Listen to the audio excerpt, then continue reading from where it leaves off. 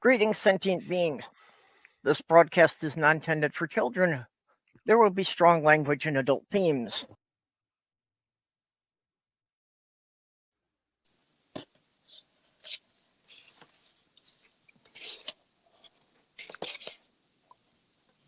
Hello, all. Hello. Hello. Who do we have here? I didn't know anybody would be here. How are you guys doing? Not bad. Yeah, I've been kind of foggy brain today, but That's the way to be. It's your first step to becoming a Republican. oh god, not that.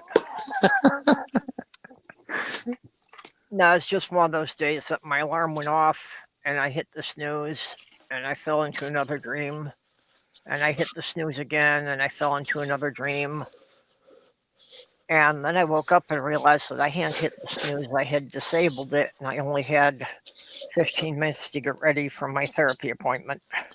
Whoops. So it's a nice thing that it was, doing it through Zoom and I didn't actually have to be presentable to go out of the house.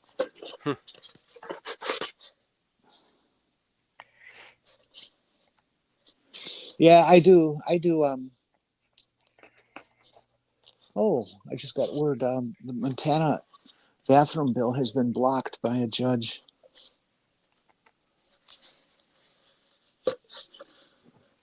And speaking of judges, wasn't that wonderful what happened in Wisconsin yesterday? Yes, you got another liberal judge on your Supreme Court. Well, we had a majority. We had 4-3, but one of them retired or office the term ended, and she won. So we have 4 instead of 3 again. That's wonderful. Of course, the Republicans ran all kinds of ads, that blamed all the world's troubles on trans people. Yeah, Elon Musk personally spent $20 million of his own money in Wisconsin.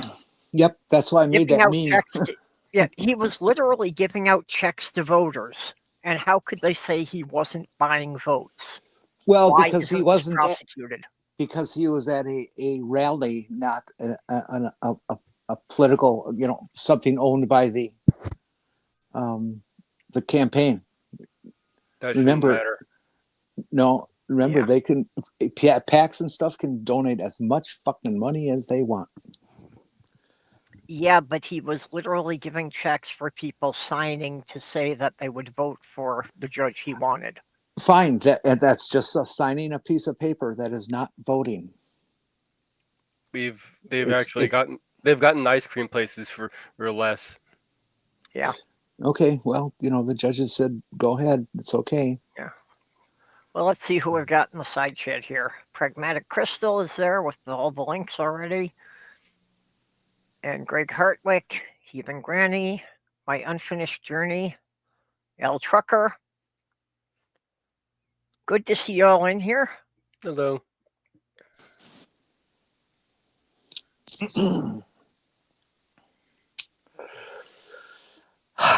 So did you get that meme that I made from a quote from Joy Behar on The View? No, I didn't have time to check the groups. Oh, she put out this line, and I just had to make it a meme. I gave her full credit. Her line was, "You really know that inflation is out of control when you can't buy an election for $20 million." I thought it was perfect. So, yeah, the Wisconsin election definitely, it by far blew away the limit of the most ever spent on an election for a judge in Wisconsin. In the nation for all history. is what the TV pundits are saying. Okay, yeah, it was like $70 million for the race for the judge. Mm-hmm. Yeah, like that's the kind of money that they're usually spending for a federal senator. Yeah, and she spent a shitload of money too. It's not just a complaining about Republicans having too much No, I money. think the 70 million was the total of all the parties spent. I would bet not. I don't know that for sure, but that doesn't sound like enough money. What they did, that would mean that no, it's just not. It's not. Okay.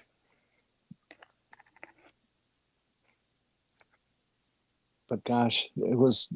I really thought she was going to lose. I was watching.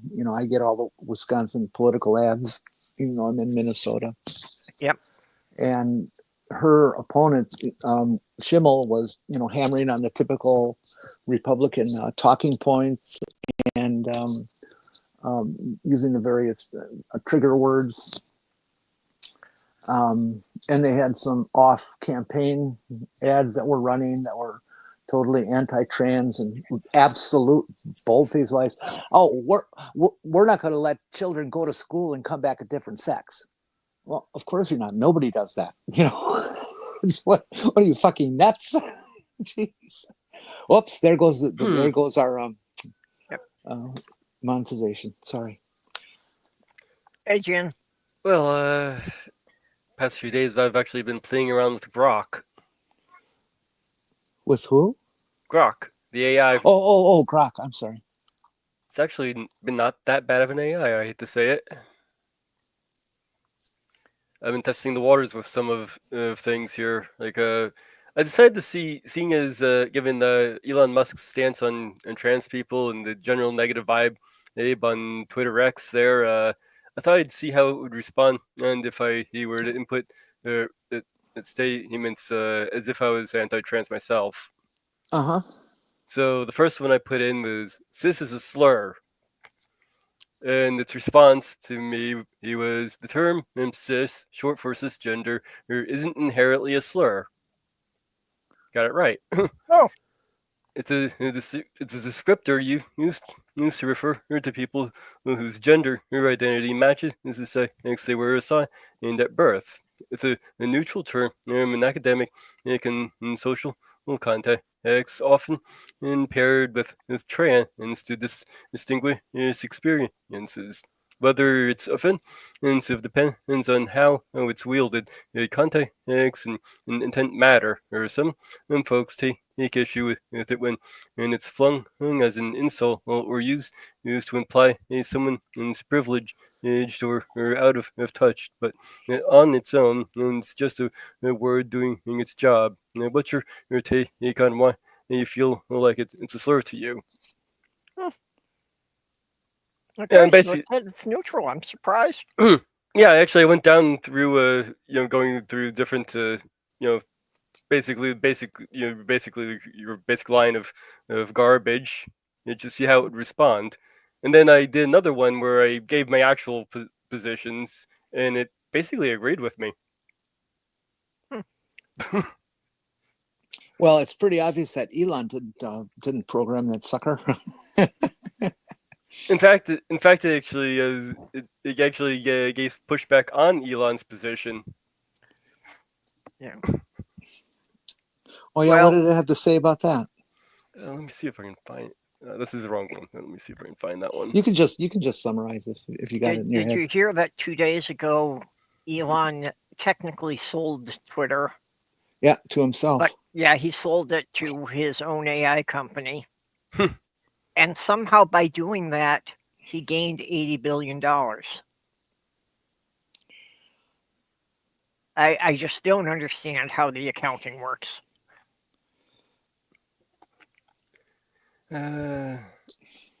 What I know it did is it saved him from losing his ass on Twitter as it begins to crumble here. Yeah. And the investors find out that it's all bots. but I don't think that he received $80 million from anywhere. It was all paper, account switching and Well, yeah, I know it was crap. all. I know it was all just fiddling with the account books. I don't see how selling it to himself, how he made any gain. Shouldn't it be a loss in one column and a gain in another column, and they cancel each other out? His gain was taxes and penalties that he is facing. Yeah.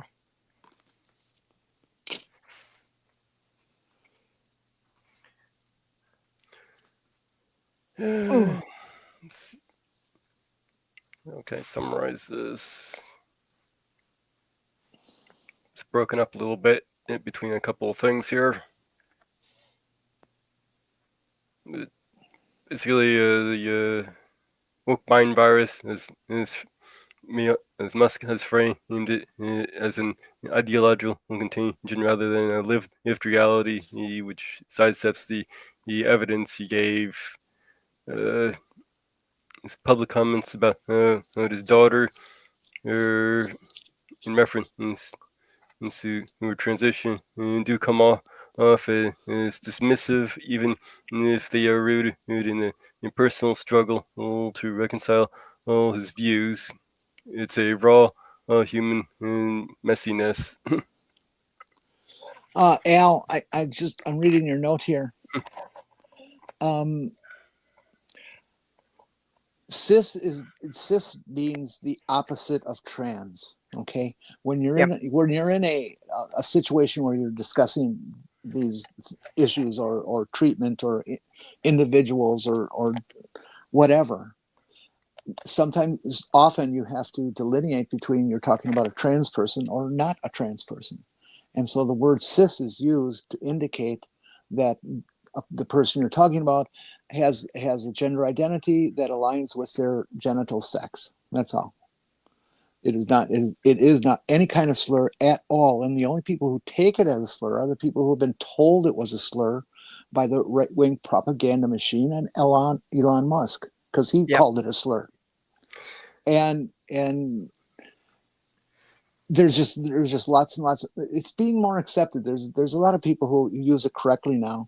But the biggest offenders are the macho males who I'm sure hear the word cis and they think sissy. And they always say, "Are you cis or trans?" "I'm a man." Yeah, well, okay. A trans man or a cis man? Don't think I've ever heard that one, but anyway. And they to get further or add to that, basically, let's think of a line on the ground. So you have your feet, you have both feet on one side of the line. That would be the cis position. And if you have one foot on the one side of the line, the other on the other, that would be the trans position. And it's basically cis would be same side. Mm-hmm. Yeah, the Latin words are cis and trans, meaning same side as and opposite side as, or other side as. Yeah. So applying that to gender, or you have cisgender or being aligned, up top, your brain and whatever else being on the same side, whereas is transgender or the brain, what's going on in the brain and everything else are on opposite sides. Yeah. Yeah, it's basically if the brain and the body match or not. But Elon does not like to be called cis. In fact, he puts cis on a list of words that are banned on Twitter, and you can get your account banned if you use it, which I think is the most juvenile thing I've ever seen happen. Well, that's really the whole is a child. thing. Yeah, Elon called it a slur, and all the MAGA people jumped on that and ran with it. And I mean, if they want to hear a slur, I can certainly come up with one or two. But that ain't it. And the other thing, they don't realize that we only use it when we're having a discussion or when you're looking at medical records or something. We don't go up to people on the street and say, "Hi, I'm so and so. I'm a cis man." nobody does that. You know, that'd be like people coming up to you and say, "Hi, I'm so and so, and I'm a homosexual." You know, no, people don't do that. Well, they might in some neighborhoods at night They do it in near the TV club. shows. Yeah. God. Yeah, that's another one we can blame Hollywood, huh? No, I don't think so. No, just Major's comment about they do it in TV shows. Okay. I'm sorry. Yeah, in fact, there was one episode of Doctor Who where basically they introduced the guy as gay before they even gave his name, if I remember correctly. Ooh, that's goofy. Yeah. I have to brush my hair. So if you hear little noises, that's what's going on. Yeah. The BBC has a weird thing about, some of their shows trying to be progressive, but a lot of their news stuff being very conservative. I don't know how things run at the BBC, but it seems like there's certain areas that are just completely divorced from other areas, like you're describing. Yeah. Because there are parts of the BBC that are absolutely trans supportive, and there's other parts that are just absolutely trans hating. You see that with Japan too. Oh yeah. Yeah. Yeah. Well, the BBC News is notorious for platforming TERFs. I mean, you've seen how inclusive and all that they are with with a lot of their anime that I've shown you, right? Mm-hmm. But the government is actually more anti-trans. Well, yeah, the government, especially the particular MPs, are swayed by the lies and the hate very easily. It seems even their current leader of the MPs, Keir Starmer, although he says he's supportive, it really doesn't actually behave as though he's supportive. Well, I can kind of see the disconnect there. That they're okay with the queer and trans stuff in a fantasy setting, but they don't want it to happen in real life. Yeah. I don't disagree with that at all.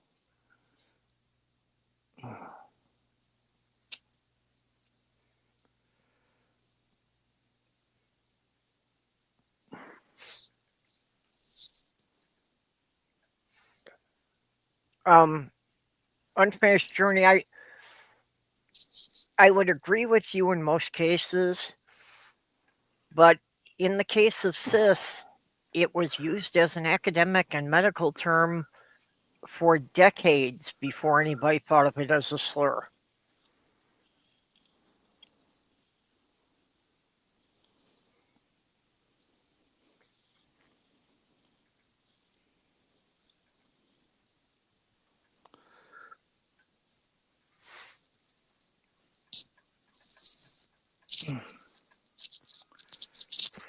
Yep. Another one is, as far as calling all black people African Americans. A friend of mine who was black took offense to that because his ancestors were all from the Caribbean. Mm-hmm. He didn't have any ancestors from Africa. Yep, and the Hispanic population of the world feels the same way about how America treats or defines Hispanic people. We don't recognize somebody who's Nicaraguan or Guatemalan or anything. It's just, they're Hispanic, which is just bullshit, Yeah, and unfinished jury thing that the difference here, African Americans are historically marginalized communities. Maggots are not marginalized, and yeah, it has a lot to do with the power dynamic. Yeah, unfinished. I have to kind of agree with what's her name here? Heathen Granny? No, you. Oh. The word has been used by others for a long time, since ancient Rome, and they can't just suddenly grab it and say, oh well, that's a slur. No, it's not. You're just stupid and easily offended.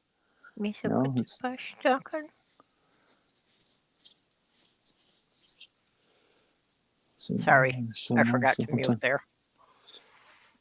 It wasn't a bad one. Who's Ethan Klein? No, I was just talking to Sammy. He's getting settled in on my lap here.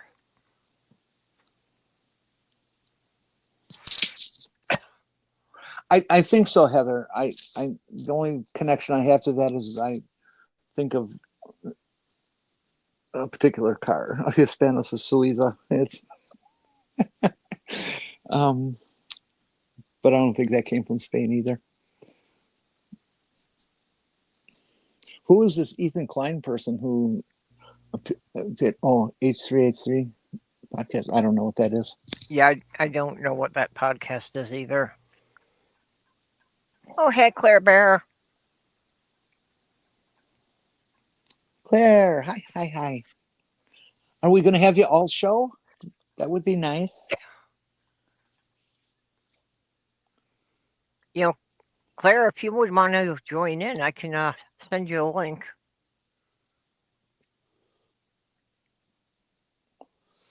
Actually, for that matter, anybody in the side chat who wants to join, just let me know where's the best place to drop a link for you.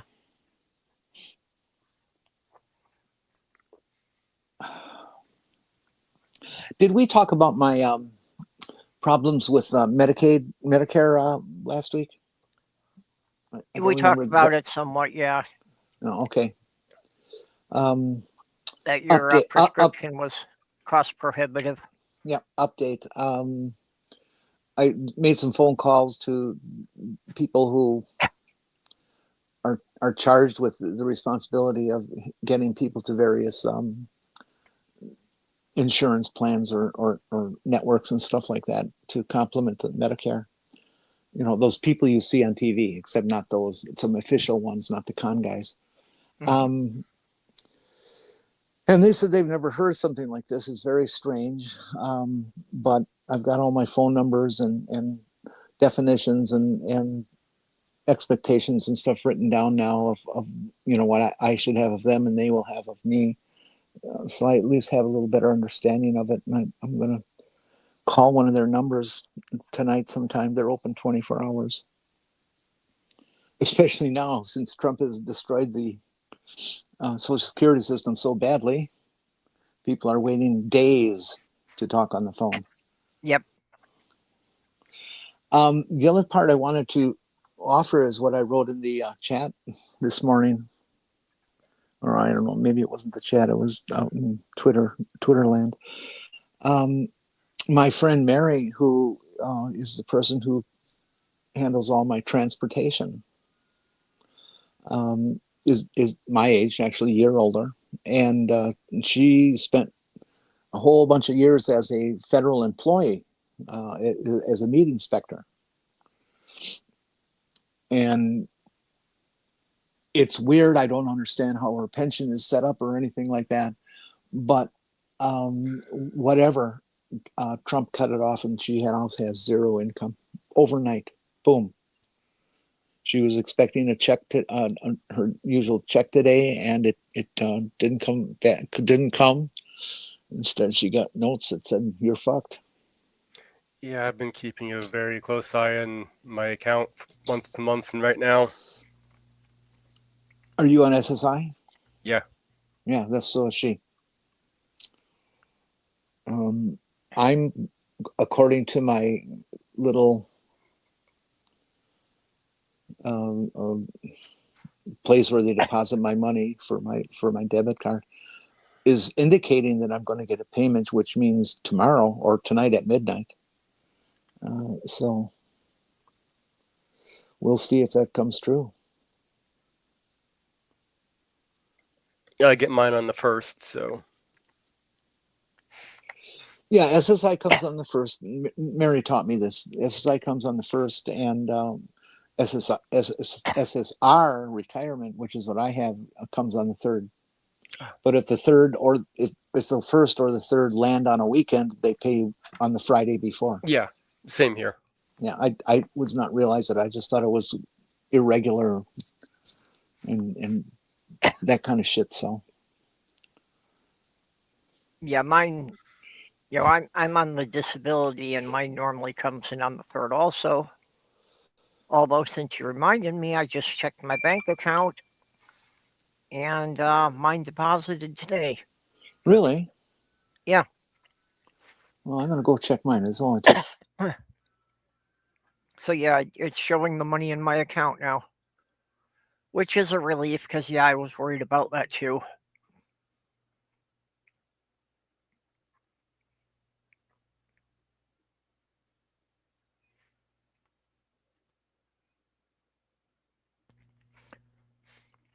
Of course, one of the things I did was picking a new last name. I bumped myself a lot further ahead in the alphabet.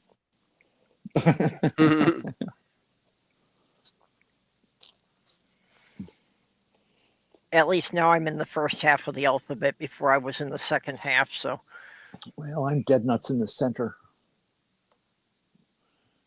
with an M. yeah, I don't want to give too many hints to my name. So Well, I'm going to tell them what your name is. I'm just going to come out with it. I'm not going to warn them ahead of time. I'm just going to say it, and they'll have to put it together in their own head. You'll see. It'll be cool. You'll like it.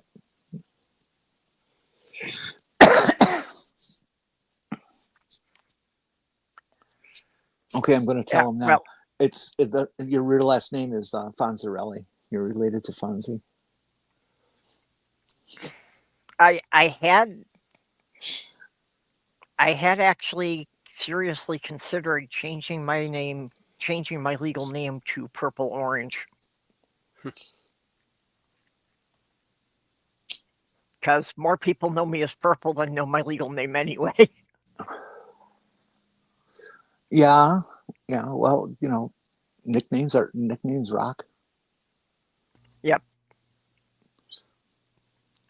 Not everybody gets a nickname. That's kind of an honor that you have one, I think. Yeah, well, and that's the other thing that, people dead naming someone, it's like, you don't have a problem when a friend of yours gets a new nickname and everybody starts calling him by the nickname. So why is it a problem when the person says that this is what they would rather be called?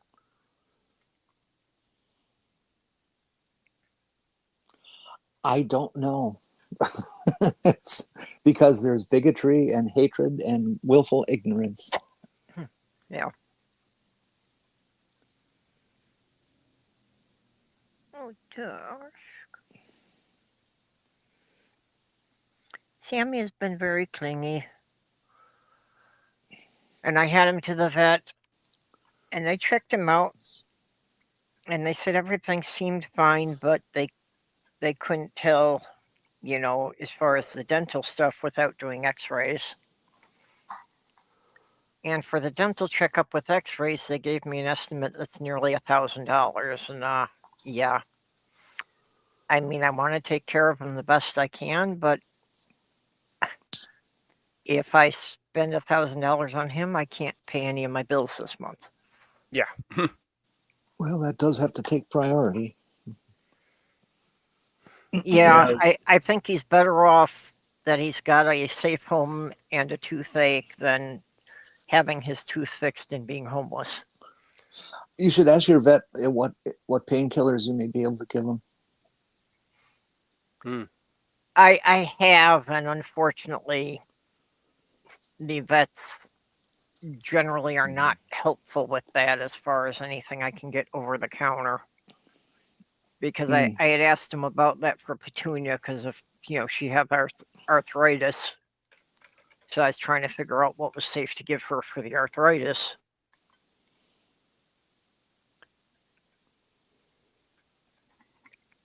The one thing that I know that is actually safe to give to cats is gabapentin, which I have. Unfortunately, I could never get Petunia to take it. And I tried all sorts of stuff. I even tried, like, opening up the capsules and dissolving it in some of her favorite gooey treats. And apparently it changed the flavor of it enough that she wouldn't eat it at all. Well, if you can get her a hold of it, you can always try the toothache plant. Toothache plant, what? It's a plant that you actually can chew on, and it'll actually numb the area. Though it's apparently it's not listed as toxic to cats, but apparently it can cause GI issues and drooling. I just did a look, and right here on the website of Chewy, you know who they are? Yeah. They're good. Okay. The first one listed, 1 of 15 results, gabapentin compounded, oral liquid, chicken flavored.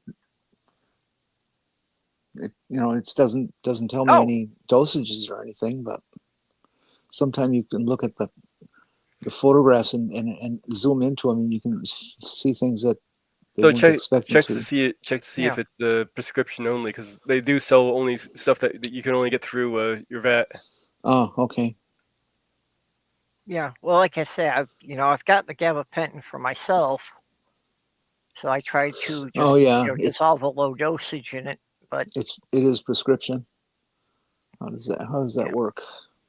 You can put in your vet its address or number and all that, and then when you order it, they'll call the vet to confirm a prescription. So you'd have to get a prescription first from the vet, and then. So you might maybe you can talk to the vet, see if you can get a prescription, and then you can order it through their site.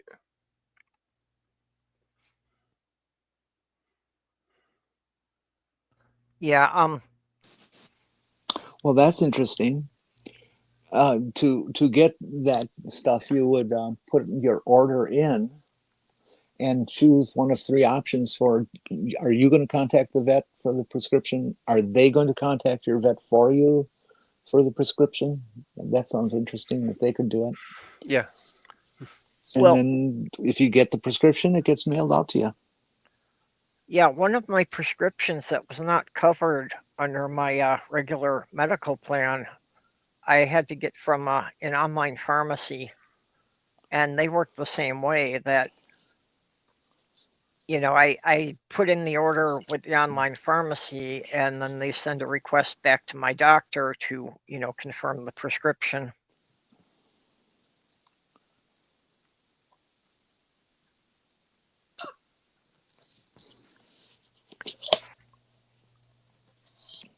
Don't mind me, I'm dispensing some coffee for myself. Yeah, Heathen Granny, as far as the universal health care, you're right, but it's not specifically Israel, but it's just that, how much we spend on the military in general, although certainly a big part of that is the weapons we send Israel. No, don't say that. The military budget is a fucking $1 trillion, and they get like maybe 20 to 100 billion from us. That's not even that's not even close to a trillion. Yeah, I'm sorry. Yeah, I shouldn't have said a big part, but yeah. But it does come out of the military budget. But you also, people also got to remember, what if we give somebody funding for weapons? Well, they spend the money here,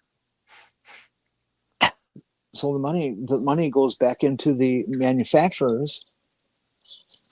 Not government, but on that there's going to be a certain amount of taxation. Yeah. So the coffers get refilled a bit, but it does not come from the general fund. Yeah, well, it does generate jobs here.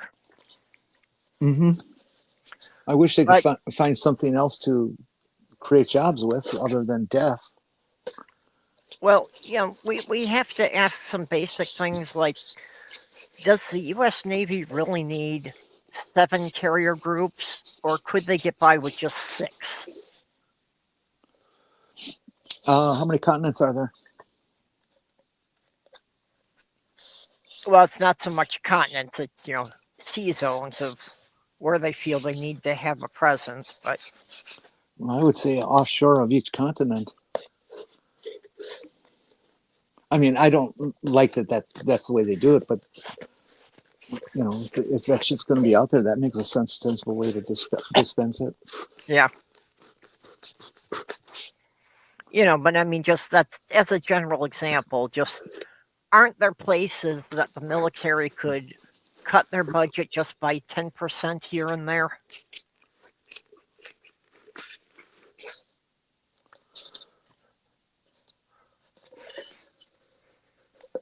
Well, there's been times where the military has said that they wanted X amount for their budget that year, and Congress is giving them more than that because Congress is responding to the lobbyists, not the military.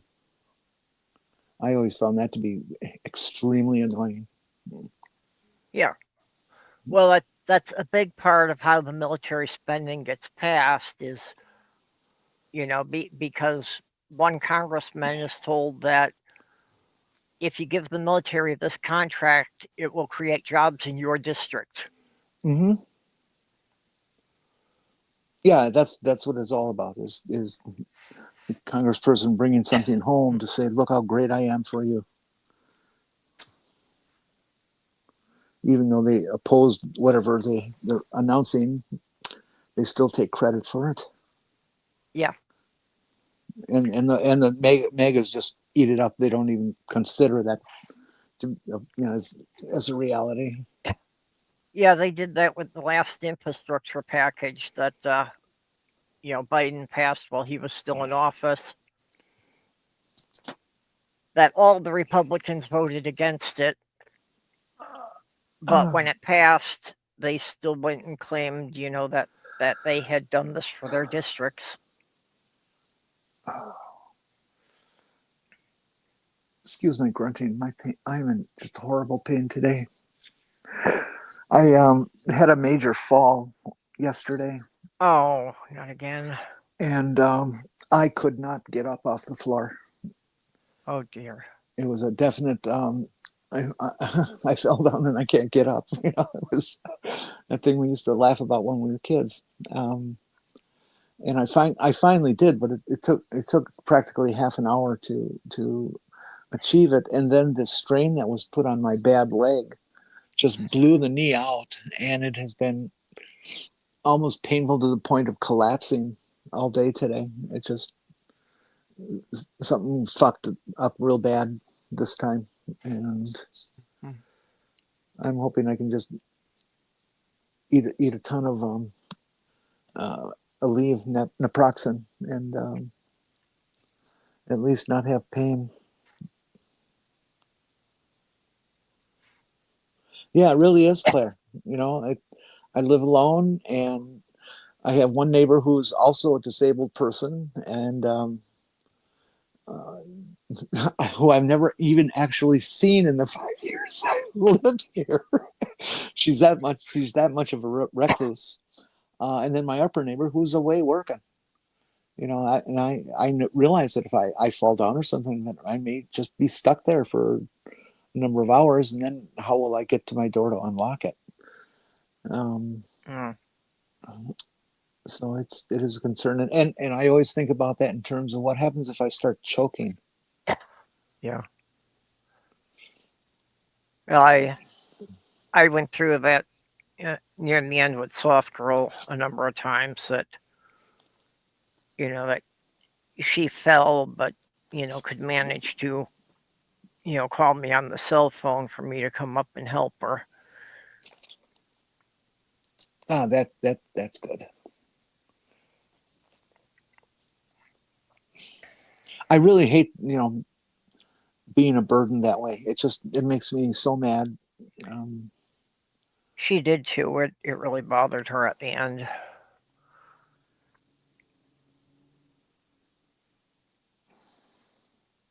You spend your life helping people, and then all of a sudden you need it, and nobody's there to give it.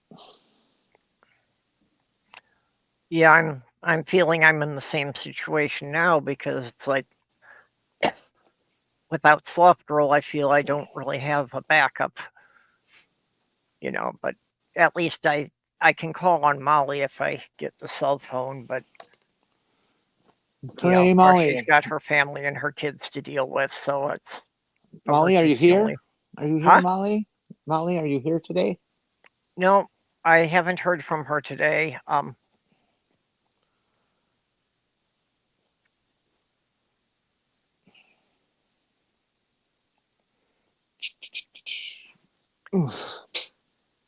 But we did kind of skip past getting to the topic today. Okay, well, Just go because I today have is, nothing to add to it. I'm sorry. it's okay. Today's Autism Acceptance Day. And, April is dedicated as being Autism Awareness Month.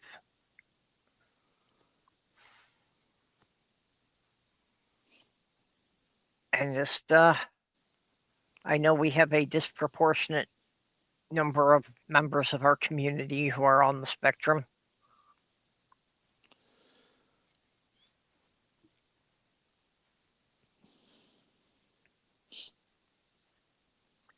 Especially one of the things that there is a connection with is that apparently people on the autistic spectrum are about 4 times more likely to be trans or non-binary.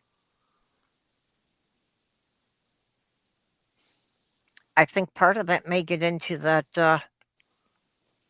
people who have autism don't quite understand the gender stereotypes as much growing up, so if the social stuff doesn't get programmed in as hard. That's just a personal theory. Yeah, I have no theory or thought about why does that seemingly correlated situation occur. I don't get it. I'm certainly not going to be the one who says, "Oh yeah, well, if you're autistic, you're trans, or if you're trans, you're autistic," or anything stupid like that. No, it's not an automatic. It's just a higher percentage.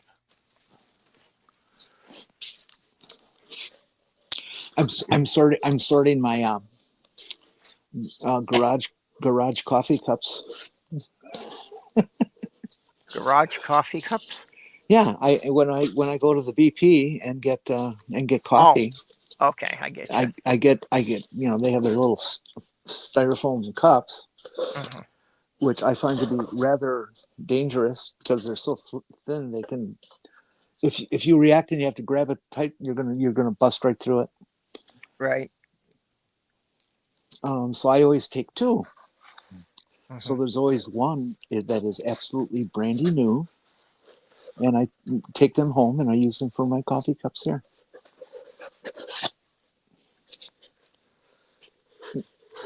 That works. Yeah. So I can just rinse them out and reuse them, or if they get dirty and stained and the bead gets crushed to the point where it won't hold a lid on, well, then I just throw them out. But, Molly got me a big stainless steel thermal mug that, like, I don't know, it holds almost a quart. But the thing I noticed is the lid screws on, and depending where you start the lid, it turns out to be either right-handed or left-handed. And, well, a bunch of these went on clearance, and I'm wondering if the ones that went on clearance are there because they're the ones that are left-handed and people don't realize you can reverse it. Well, it's okay, Sammy. It's okay. There you go. Yeah, Sammy got his claws snagged in the blanket. I have to get him used to me holding his paws so that he'll let me clip his nails. Yeah, that's what I've done with every dog I've ever had, is to in their puppydom to handle their feet Yeah. Many dogs get pissed off at that, but children grab feet and ears and stuff, and you got to teach the animal not to react to that. Oh, the dog we had, Ginger Snap, she was fabulous about that. Because okay, the youngest two I took care of. I was just being their nanny. I never really had a relationship with their mother beyond just being friends. But yeah, when Gabby was still at the crawling stage, she would literally crawl on the dog and she would tug on her ears and lips, and the dog would just look up at me like, "Can we send her home now?"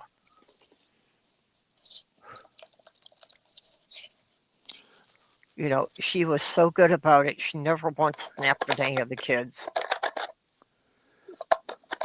So let's go back onto our topic. I got a question. Yeah. I never heard of autism until, gosh, probably the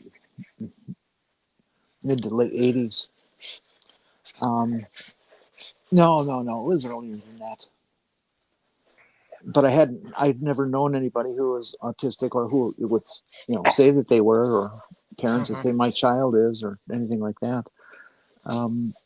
And so when I first learned about it, I was responding to all the classic media garbage of, oh, this child is autistic and out of control and, never going to have a regular life or anything like that. But nobody ever talked about it as a spectrum of, difficulty and things like that.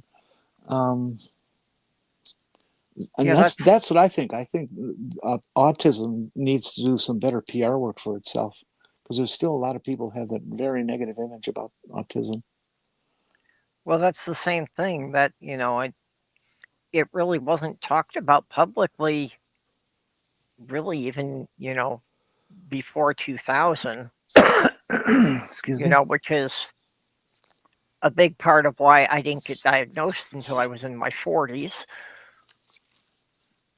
Because it's like, even though I was, in and out of therapy and all sorts of mental help, and them trying out all kinds of drugs and different diagnoses on me, that, nobody really thought about the autism.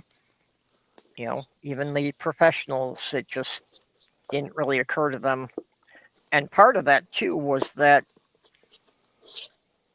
it was generally viewed as being a childhood disorder and something that people grew out of. And it's only been in the last, 25 years or so that they're realizing that, no, people don't grow out of it. They just learn coping skills and get really good at masking it. Well, correct me if I'm wrong, there are autistic people who are so autistic that they're disabled. Yes. Okay.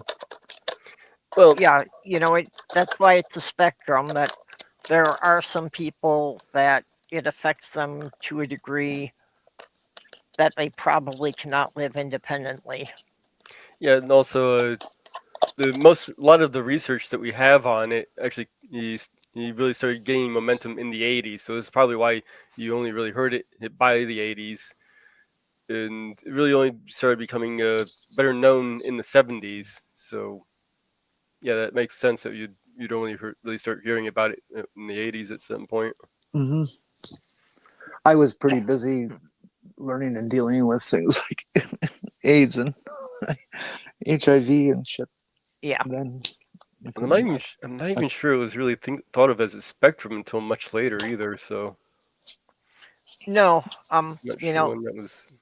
I mean, it shows that the DSM-5 finally decided that Asperger's syndrome was part of the autistic spectrum instead of a separate disorder. Yeah, I understand professionals don't even like to use the word Asperger's. Yeah. Because it is kind of folded into the spectrum now. But Yeah. also because Asperger has some terrible reputation about, being an abuser of some sort. I don't know the details. It is connected to the whole Germany in the 1930s thing. Oh, okay. Like I said, I'm not sure. Yeah, that's Asperger was the guy who first diagnosed it, and that is a very German name.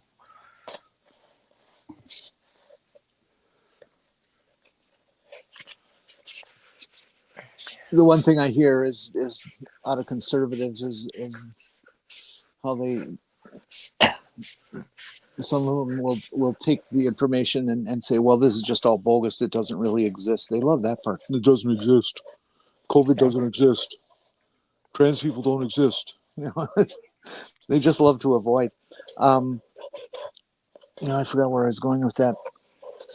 That the fact that there's been an increase in diagnosis of autistic people, they like to shine as look now they're making all this money by calling everybody autistic, and no, dude, that's not how it works. It's just your feeble little mind fucking things up. Okay, it was actually in 2013 when they switched to the DSM-5 that it was regarded as a spectrum. Yeah. Officially. Okay, I couldn't remember quite which year it had come out in, but I knew it was, relatively recent.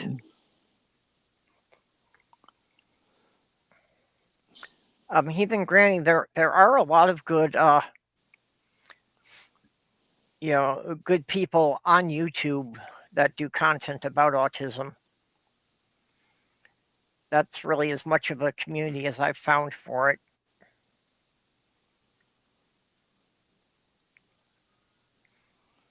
Okay.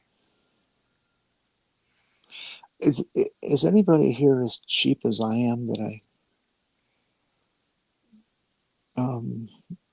I shouldn't even tell you guys this? Is this about the coffee cups again or something else? Something related. I got this from my uncle Tom, who's just this arch conservative, military, retired major colonel from the Air Force. I don't know what it was. Don't care either. But he's the only relative from my mom's generation who's still alive. He's got to be getting close to 100 now. Anyways, Uncle Tom was a cheapskate. Let's just say that. And if we had a picnic or something, or we were over at his house for some kind of summer thing and everything, he would actually, and I swear this is true, he would take the paper plates and wash them and reuse them. Oh, yeah, my grandmother would do something like that too. Yeah, and they would of course collapse. So what he did is he made his own little thing out of wood or something. I forget what it was. It was polished too highly. I didn't know what it was. I was just a kid. That is the shape of a paper plate that he can put them down into and put another one on top so that they're pressed back into the same shape. Yeah. Well, I don't do that. But I do save paper towels. I mean, if they're just all they get is wet, even like this one with coffee stains, well, I dry that out and I can reuse it for another spill or something like that. I actually have seen reusable paper towels on Amazon. Mm-hmm. Yeah. I mean, the cost of fucking paper towels is just through the roof. No. Some they're asking $8 for a freaking roll of paper. I usually get the sparkle ones. They're pretty cheap. I get the store brand from Dollar General, and they literally cost $1, and they're perfectly adequate. Mm-hmm.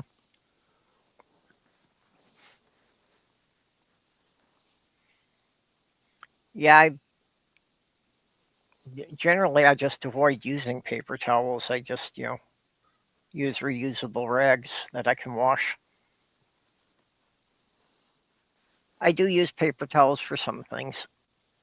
Yeah, I won't reuse rags because they all smell like my crotch then. Or are we talking about a different rag? I'm sorry. Yeah. Oh, oops. No, I'm just talking about things like, you know, like when my work shirts got too many holes in them to wear anymore, that I just cut them up into rags. I have to admit, I'm a junkie who saves my money and buys microfiber cloths that I use for cleaning and stuff. I have some of those too. You can buy them at Harbor Freight for fairly cheap, and they last forever. Yep. Well, like you say, they last forever, and I, from time to time, was able to get some that were free after rebate from Menards. And yeah, I've been using the same ones for 6 or 7 years. Dollar General has those too, but they're actually the same price as the Harbor Freights, and they're not nearly as good quality. Which seems to be something very weird to say, that Harbor Freight is the best quality of something. Well, not when you're comparing it to Dollar General, but there are some things that Harbor Freight has that are quite good. My flashlight, I'm absolutely in love with. It is just the most. It's so bright you can't look at it. It hurts your eyes, and it's just this little $7 LED flashlight. It's all aluminum. It's been with me a couple years now, and hasn't failed. It's an actual real life flashlight. It's cheap. I strongly recommend people buy them. I bought them and give them as Christmas gifts at $7. That you can buy everybody one of those.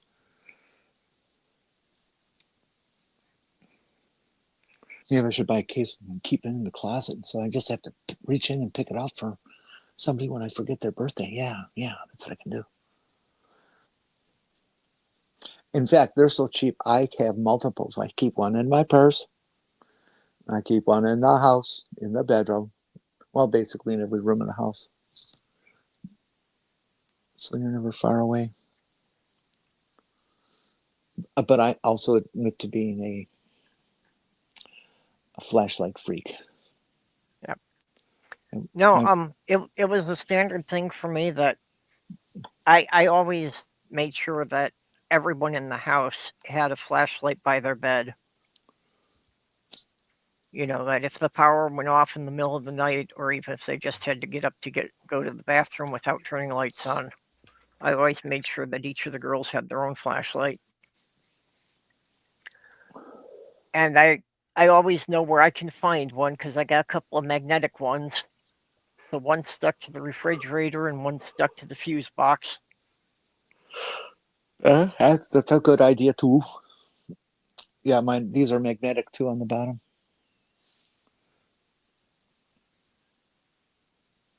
Oh, Commander's looking all good now, huh? Now my hair is nice and poofy. I don't believe you. Show pictures. The whole magnetic flashlight thing just reminded me of something from way long ago, where somebody tried to decorate their computer with magnets. Oops. Yep. I remember a story about that, about the woman calling in for tech support and wondering what was going wrong, and just after like all sorts of hours of questioning, yeah, she said that she kept her magnet collection on the side of the computer. Ding, ding, ding, ding, ding. Oh, how can somebody? Well, no, that's not dumb. Some people just have no clue how these things work. Yeah. Yep.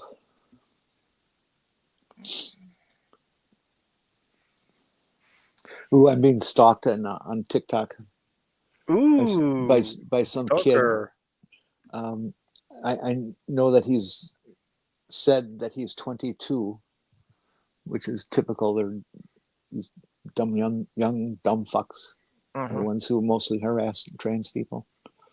And so he's in my DMs, and he keeps sending me these hate messages, about Oh, whatever, doesn't matter what you do, you're still a man. Well, I don't. So fine. You think you're the first person to say that to me? What the hell? Are you that stupid? Be more original. Come on. I've only been trans for 2 to 3 times longer than you are alive. Yeah. Come on, if you're gonna insult me, be more original. Yeah. I do. I'm typing that a lot. I loved it when one of my favorite responses when these people say this stupid stuff that's usually the meme that we've all heard a million times. Is I just write whatever you say, genius. And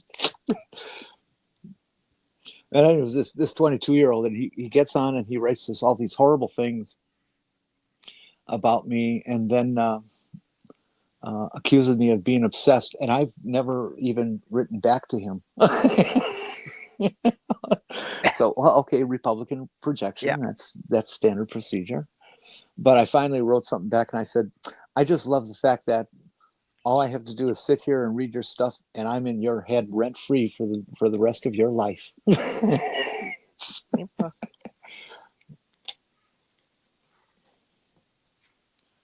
Yeah. Well, I can't understand why some people expend so much energy on people and things they hate. Mm-hmm. Why don't you use that energy on things you enjoy? Well, and if you hate something, why are you spending any time with it at all? Yeah. Well, that's what I mean. Why are you wasting your time on that when you could be spending your time doing your hobbies? Americans. no comment.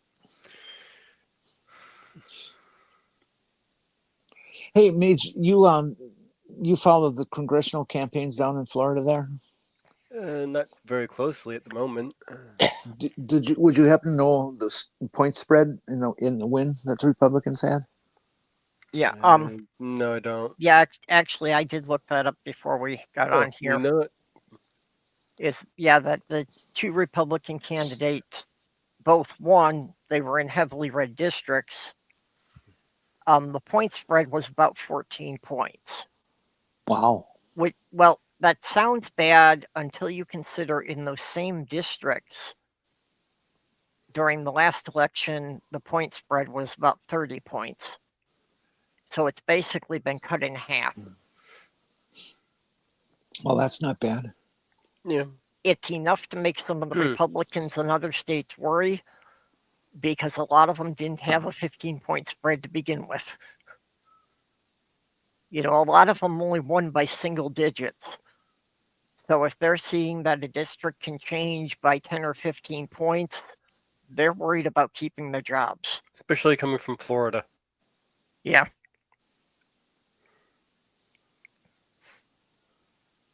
I mean, at this point, it's almost equivalent to what you might that happening in Texas. Yeah.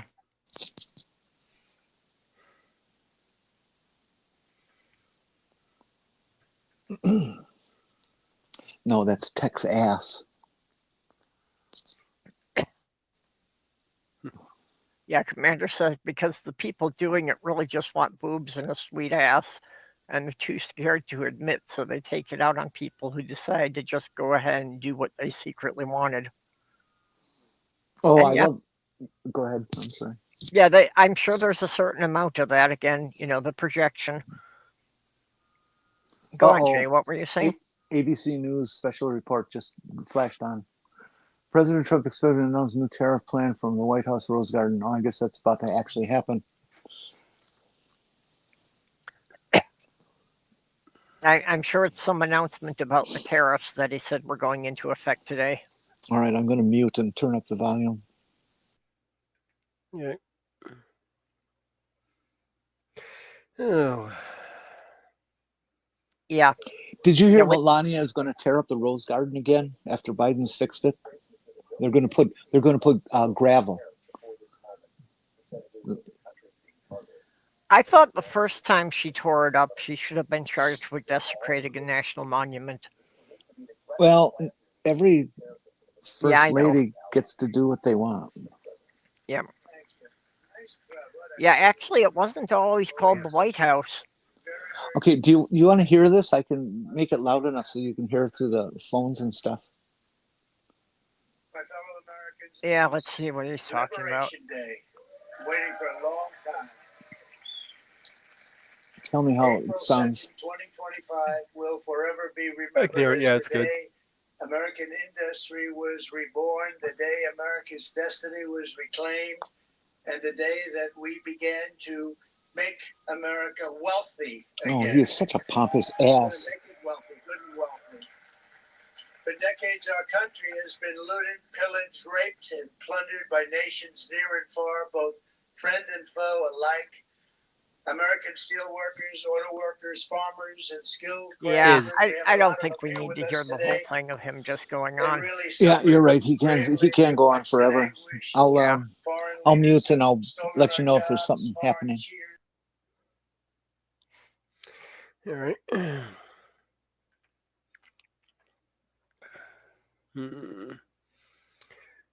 Yeah, there's a question.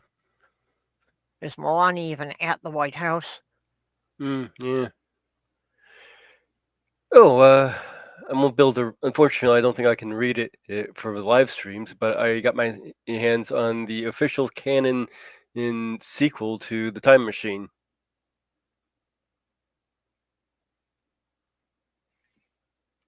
What? You know, I'll bet you could probably get away with reading it because they probably, even if they've got a copyright on an audiobook, if it's being read in a different voice, it probably won't catch it. Yeah, I probably wouldn't catch it, but I was looking up this thing. It's usually not loud legally. Yeah. But the book is called the Time Shifts, and it's actually by Stephen Baxter. But it was officially accepted by the Wells Foundation as the canonical sequel. Oh, Sinister Porpoise is saying H.G. Wells wrote one. Well, this is one that was accepted. Yeah. But yeah, this is what I got. I was having a thought about that. What's the one that you say H.G. Wells wrote? Sinister Porpoise was saying H.G. Wells wrote one. I'm not familiar with it. I know if he has one, I'd like to see if I can get my hands on it. Yeah. But I mean, it's obvious that the whole thing with the time machine is that, the people living above ground are the elite. And the Morlocks are the ones that are living below ground and running the machinery and providing everything for them. Mm-hmm. So they're really the working class. Or at least they were. Yeah. So I was having kind of the idea of, telling that part of the story from the Morlock's point of view of, basically just kind of their history and how they got there, that they do all the work and the people up there get all the benefits without doing anything. Oh, hey, Laura. Haven't seen you in a while. Hello there. How are you doing? Can you hear me okay? Yeah, we can hear. Yep, you sound fine. Good. Yeah, I'm not too bad. Actually, I've not been so great lately. I've been struggling to sleep because I've got a pinched nerve in my neck. That sucks. If anybody's ever broken an arm or something, there's that throb that happens, especially when you go to sleep. You just can't seem to get comfortable. So it's kind of like that when I go to bed. But weirdly, I have a pain in my arm. It's the top of your arm, the forearm, like where the hinge of the elbow is, and it feels like cramp. So, yeah, it's annoying. Yeah. So this has been about 5 weeks worth now. So I'm waiting for physio now. Are you sure you didn't have some kind of a fracture for it to take that long to heal? No, it's a pinch in my neck. It's a trapped nerve. Okay. No, it So can it's take a while. It's not a Yeah. physical thing. It's more a nervous system thing.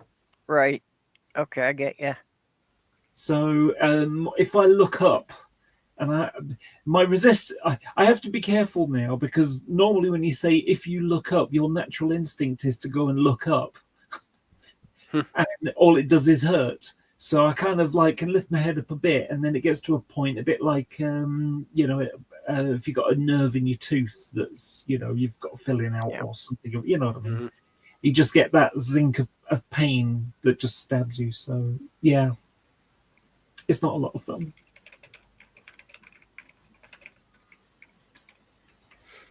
But other than that, I'm okay. Other than sleeping like a cat at the moment, as in I get a couple of hours sleep, then I have to roll over and go back to sleep, and roll over and hopefully go back to sleep, and but the whole arm throbbing thing gets in the way. It's just bizarre. Yeah. I muted the TV. This asshole is just standing there and talking about how great he is and that shit. Oh, is he doing his he's doing his tariff speech, is he? Yeah. Yeah, he's doing his speech to crash the U.S. economy. The funny thing is, he's been attacking the EU, the Europeans. What? And saying how we're not pulling our weight, and NATO and stuff like that, Mm-hmm. So there's an interesting thing. So right now, a lot of European nations, including Britain, have been buying the F-35 stealth fighter. Now, a British engineering company, BAE Systems, that makes things like that as well. They made the Typhoon fighter for Europe, along with a conglomerate of other countries. The Typhoon is a spectacular plane. Yeah. So, the F-35 is made by multinational companies, including BAE Systems, and other countries. They're level 1 partners. So, for example, my dad works for British Aerospace at BAE Systems, and they make like the rear section of the fuselage for the B variant, the Harrier replacement version that hovers. That the engines are made by a British made. They're Rolls-Royce. Yeah. So BMW. yeah. So you basically got this aircraft that's great. It's great, but if NATO countries are like, we can't rely on America. If they're going to pull this kind of shit they're doing, we can't rely on America. And so how long is it going to be before Europe starts saying, do you know what, let's go around that? Yep. And instead of buying loads and loads and loads of these F-35, let's buy a few to tide us over until we can start building our own.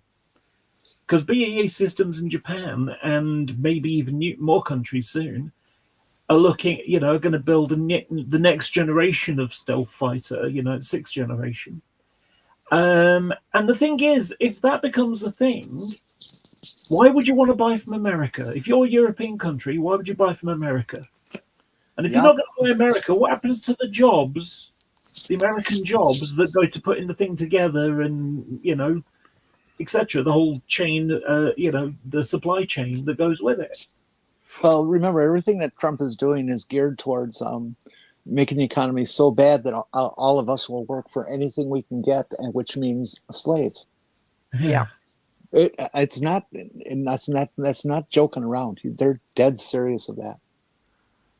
Oh yeah, the Republicans have said that they want 50% unemployment. That's bizarre. Well, because they figure if unemployment is high enough, there won't be any unions. Nobody will be expecting any kind of benefits, and like Jenny says, that people will work for slave wages. It's ironic, isn't it? Because you've already got a bunch of people that will pretty much do that already. They're called immigrants. Yep. No, those we gotta get rid of. Yeah. Yeah, because they're doing the jobs that Americans won't do. Ironically, we've had the same thing. The That, you know, it's like I remember they went to Boston, not the American Boston, the one in Lincolnshire. And they went to a job centre, and they said, "Hey, there's a job down the road. It pays above minimum wage, and it has good hours." And you know, and it's like, "Oh, that sounds good. What's that? Picking potatoes out of fields." "Oh, I'm not doing that. It's too much hard work." So that's why you end up with Latvians doing it, or you know, Bulgarians, or you know, etc. Well, in Trump's first term, you know, he went on all of this immigration stuff, and he made a lot of the migrant workers afraid to come here. Yeah. So as a result, in California, 20 to 30% of the crops rotted in the field because they couldn't find anyone to pick them. Yeah. Yeah, it's such short-term thinking. I mean, to be honest, you know, it's like maybe if the wages were better in other places, or maybe if the wages were better there, you know, that it'd be like, yeah, I'll work in a field. It's good. It's out in the sun, and you know. Well, it's something that most Americans aren't aware of and won't want to admit to, is that our capitalist economy can't survive without slave labor. Just in this day and age, we've managed to either we get the immigrants to come in, or we've exported the mass production out to countries like China, where people work for a couple of bucks a day. Yeah. You know, and that's basically where nearly all of our clothing comes from. Mm-hmm. Yeah.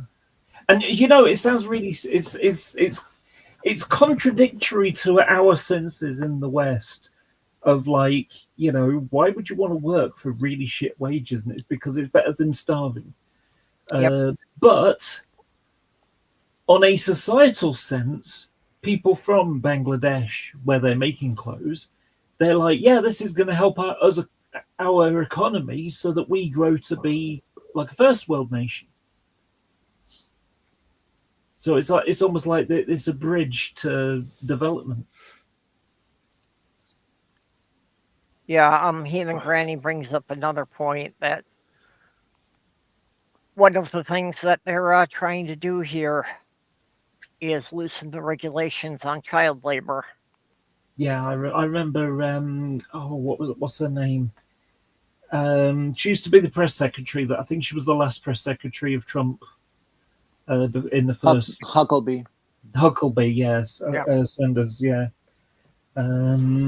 Who has about the worst fashion sense on the planet. Oh God, yeah. Yeah.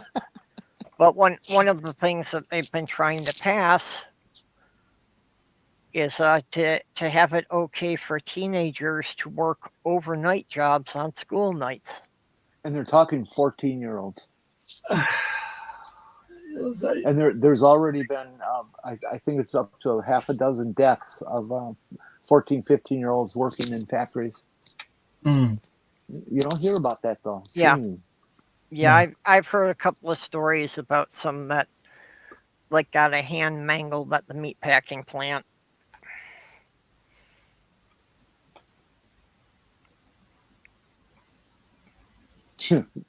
Yeah, you see, that's a meat grinder. Don't put your hand in there. What? Huh? Yeah, but well, you know, the quotas they're given to, you know, speed up on the production line, you know, just to keep up with the quota they're told they have to do. Sometimes they're doing risky things and reaching into the machines. And... yeah, if you do it real fast, you can get caught. Yep. Oh my gosh, you should. Would you like a story about that? Well, I was just about to say, before you do, have a look at the history of Manchester, where I live. because in the Industrial Revolution they would have kids picking out the rough bits of cotton, to put back into the machines from underneath the machines that are running. Yeah, well, see, and that's the thing, is that we realized 100 years ago how horrible this was and that kids shouldn't be doing this. And that's why laws were passed saying that you couldn't have kids working in such risky environments. Yeah. But now they want to repeal all that because they think that, it should be okay for kids to do it for some pocket money. Yeah, they're paying them $7 an hour too. Yeah. Sorry, go on. You were going to say, give a message. An example. Meat grinders are dangerous. That is absolutely true. They have all kinds of guards on them. They have this big grate that goes over the top. It's got like 4-inch openings in the grate. So you can push the beef into the grinder, but you're not supposed to ever reach below that. Can I just make a really important thing that the first 4 words you said were meat grinders, hence the name, are dangerous. They will grind any meat, including your hand. Yep. So, anyways, sorry. My dad was a meat cutter. People call him a butcher, but he's not a butcher. He just cuts the meat after the butcher's done. Working at your basic supermarket kind of thing. And my mom was an ER nurse working at that time County Hospital, which was absolutely the biggest ER in the entire country or state. Very quick pause. Quick pause. Is this how they met? No, would you please stop interrupting that way? I'm terribly sorry.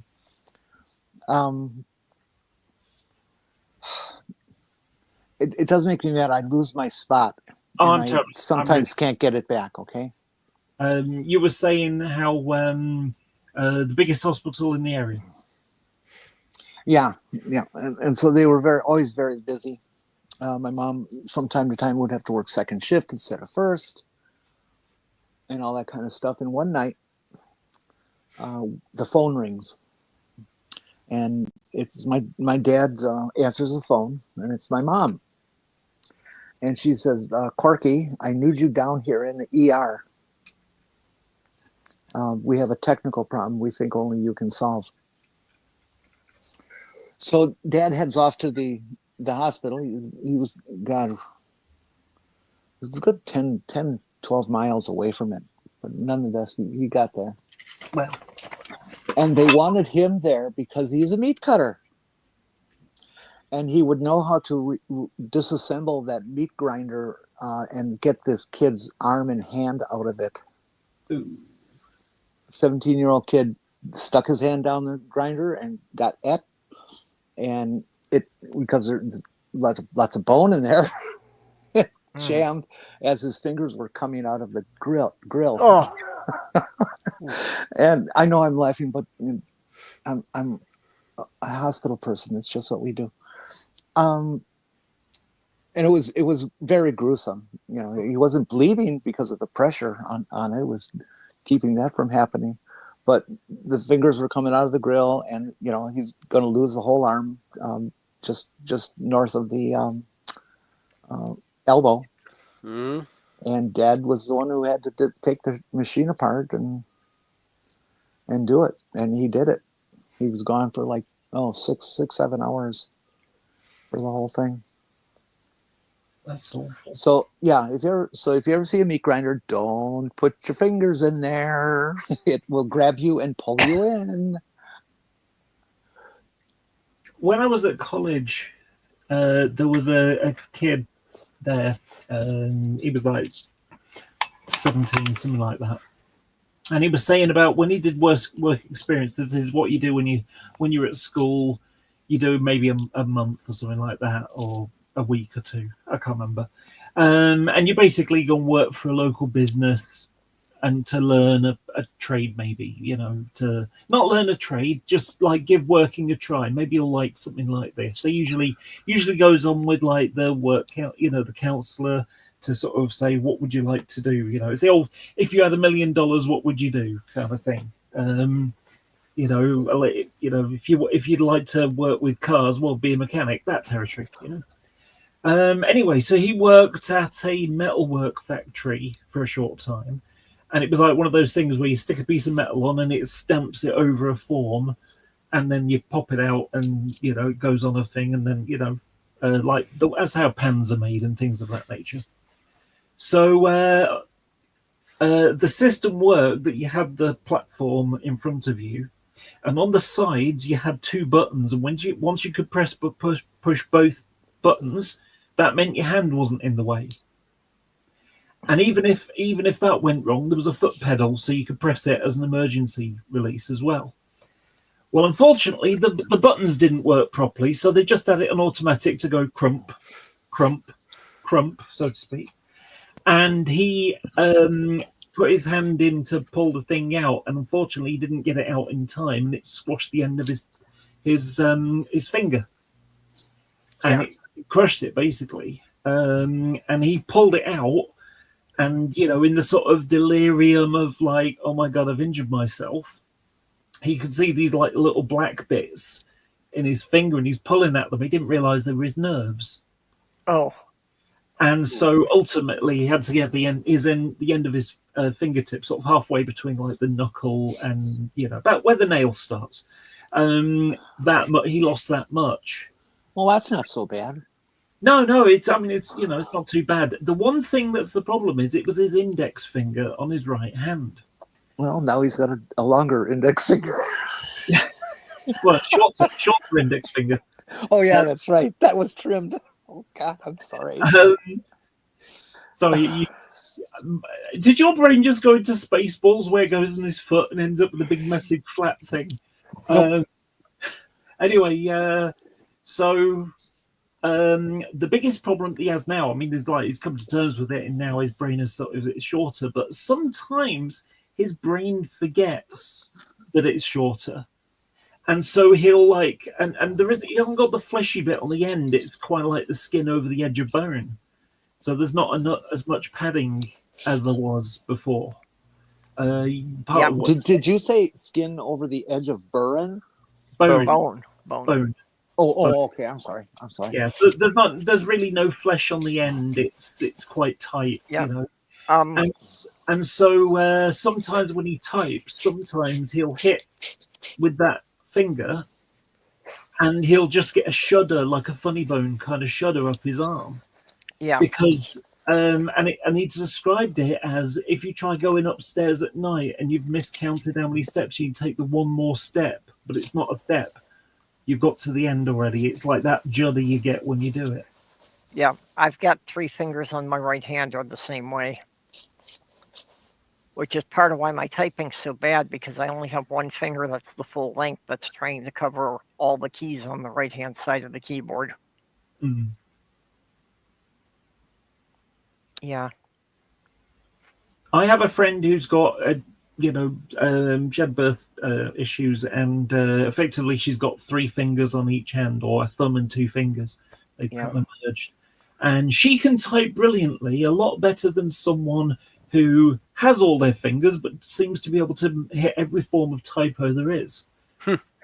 Molly had to say goodbye to one of their kiddies yesterday. Oh, I'm sorry to hear that. Yeah, he had been fighting cancer for a while.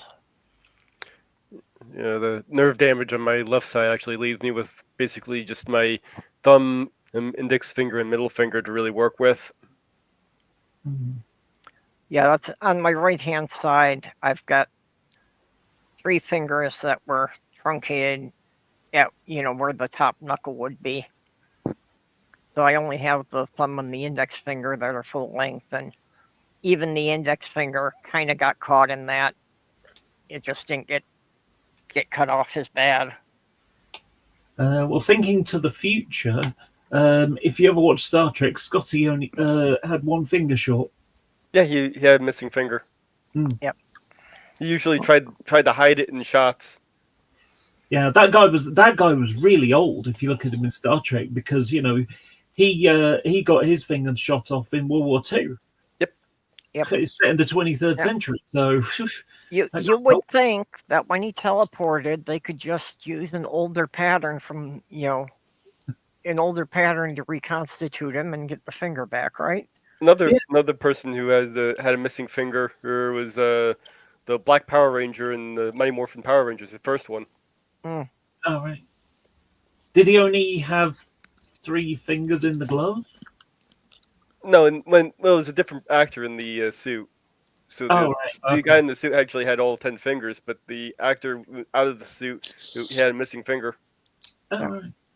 And I went 40 years sticking my hands in around running engines at the fan belts and the timing belts and all that kind of stuff, and I still got all my fingers. Yep. Yeah, me too. And I've jammed them in a bench grinder twice. Well, I have said on the positive side, this qualifies me to teach shop in any high school in the country.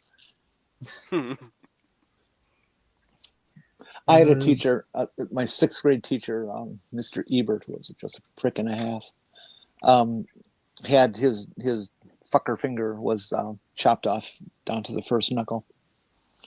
And Sorry, is this an American term? Because I don't know what a fucker finger is. It's the one next to your index finger that's big. Ah, right, your middle finger. Yeah. And, we're 6th grade. We're 12 years old. 11, 12, whatever.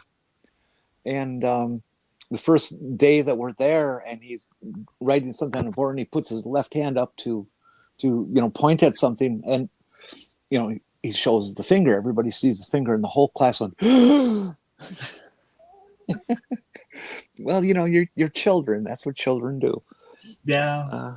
Then he just said, "Yes, I have only a partial finger. It got chopped off. It's no big deal. I live with it just fine." And nobody said anything after that. Well, I normally flip people off with my left hand. Sometimes I'll intentionally do it with my right hand and tell them that, you're not even worth me giving a full fuck. That's good.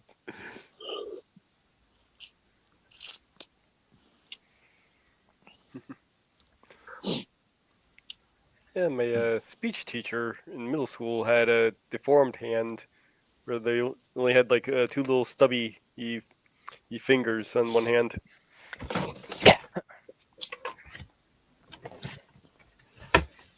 Sammy's son's got a slight deformity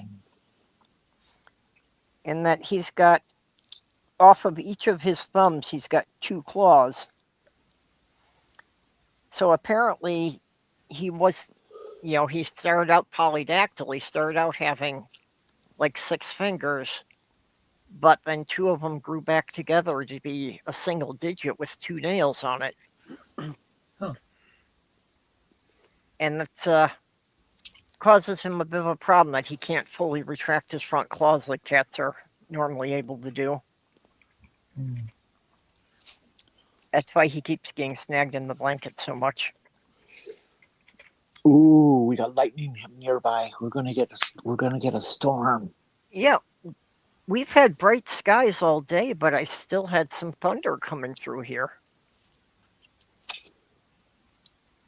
And that was really weird to hear the thunder without it really getting dark out there.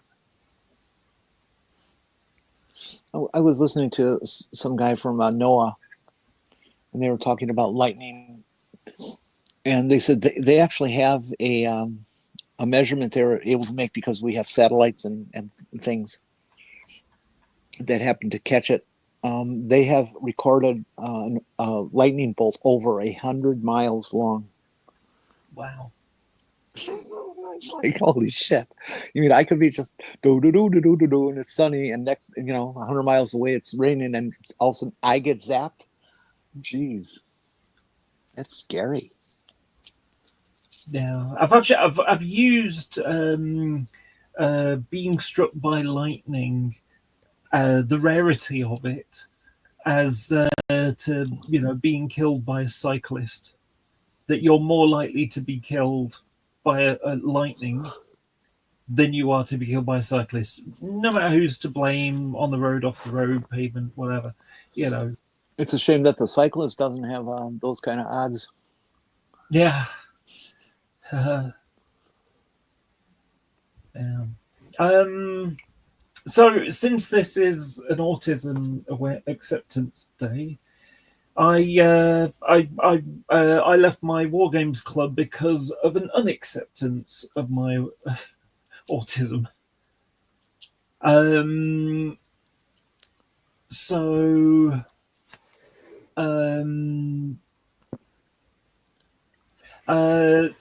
specifically engaging in overbearing and prolonged monologues with members, distracting them from their hobby time.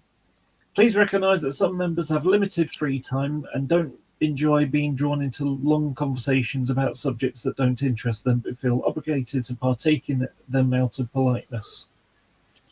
And it's like, basically, I got told off. I got a final warning for having Asperger's. You know, rather than just say, "Hey, Laura, you're doing that thing again." Instead, it became some formal thing. And it's like, you know, there's a couple of instances here. Effectively, I'm being told off for behaving like someone with Asperger's when I've got Asperger's, or autism when I've got autism. But secondly, I'm being told off for talking to people and disrupting them from their valuable hobby time in a social setting. If their valuable modeling, hobby time is so important for them, why are they coming to a social event and expecting not to be interrupted, talked to? You know, so yeah. So I just decided to leave. I didn't officially do the leaving. I just haven't been.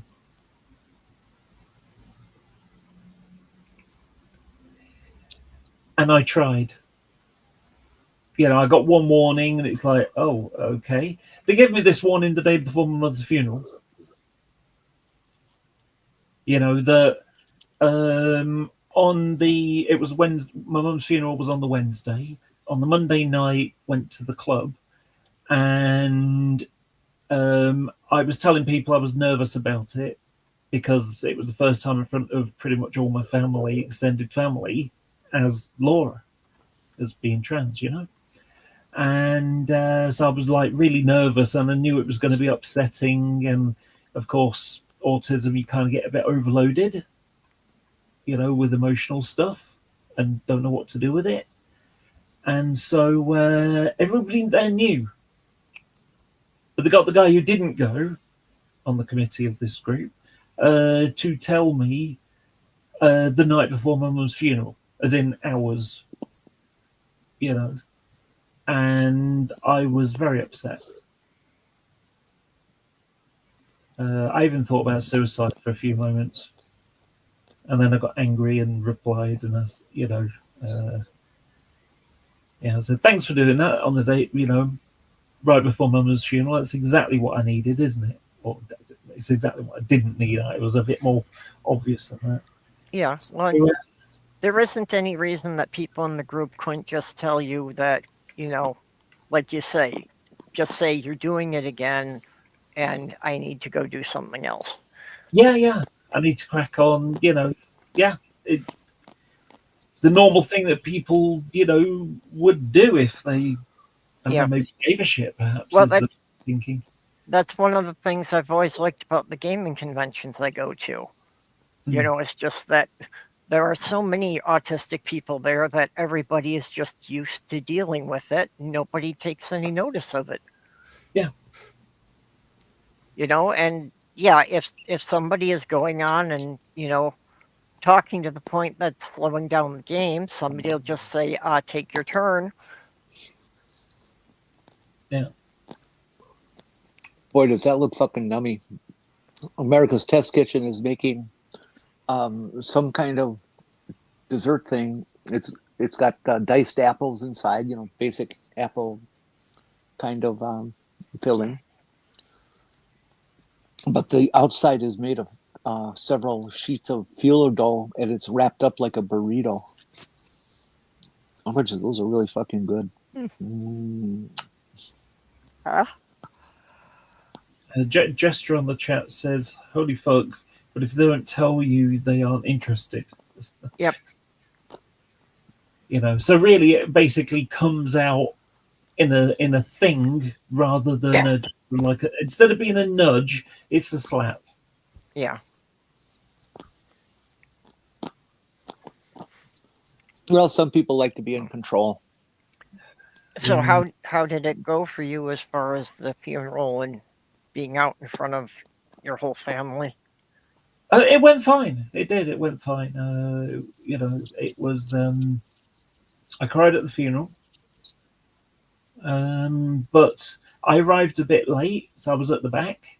Only a couple of minutes, and then like my brother and my dad were at the front. And when at the end of the service thing, and it wasn't a religious service, it was just like talking about things and playing some music and stuff like that. And at the end of it, the celebrant basically said, we'll everybody but the immediate family leave so we can finish things. Or I can't remember the words she used now. And my dad stood up, and when he saw me, he came up and gave me a tight hug. Yeah, well. And that meant a lot. Yeah. Glad that went well for you. Mm. I've got something like that coming up that in 3 weeks is my niece's wedding. Ah. And there's only been 3 people in my family who have seen me presenting female, so that's well. Just don't over fabulous the bride. No. But my brother's wife has at least agreed to help me with the makeup on the day of it, so nice. That's how my extended family, cousins, aunts, uncles stuff. First saw me was at my mom's funeral, so they all had to be, dignified and proper, even though you could see the hate in their eyes. Except my one aunt, who was an alcoholic, she found it possible to insult me and blame me for mom's death. Oof. Yeah, you caused her death. Well, no, actually, the cancer did that. and besides, I didn't know that she had it until the day before she died. I have a bit of a sort of guilt thing in my head, but I know it's it's a case of what your head knows, your heart doesn't necessarily know, so to speak. So the last time I spoke to her was about 3 months before. So she told me that I'd left it too late. I said, "I'm sorry we fought," and she said, "It's too late." I said, "What do you mean?" She said, "You left it too late." Now, for anybody who doesn't already know, she was the one that said she wanted nothing more to do with me, and I gave her space, but that I left it too late. So it was up to me to go to her, even though she told me she wanted nothing more to do with me. Gee, that's how my relationship with my ex ended. Yeah. She said she needed space, and then she was upset that I wasn't giving it to her, or that I was giving it to her. Yeah. That I wasn't like calling her every day. Yeah.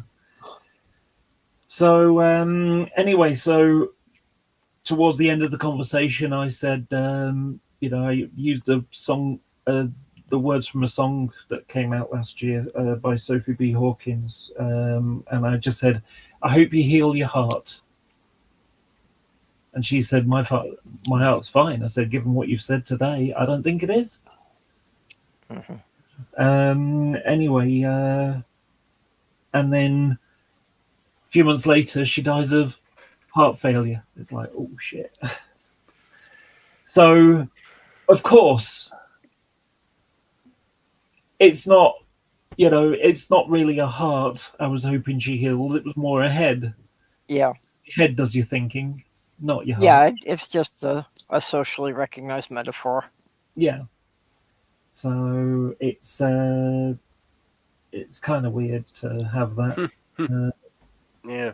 Yeah. Yeah. But actually, believe it or not, I was really sad and angry about my mum for a long time. From when she disowned me, which was Mother's Day in 2019, which was like the nowish. Because we have a Mother's Day at the end of April. March. Sorry. So it's been 6 years since she said she didn't want anything to do with me, and that was because I went down and told her off for saying I should consider her dead. So anyway, yeah.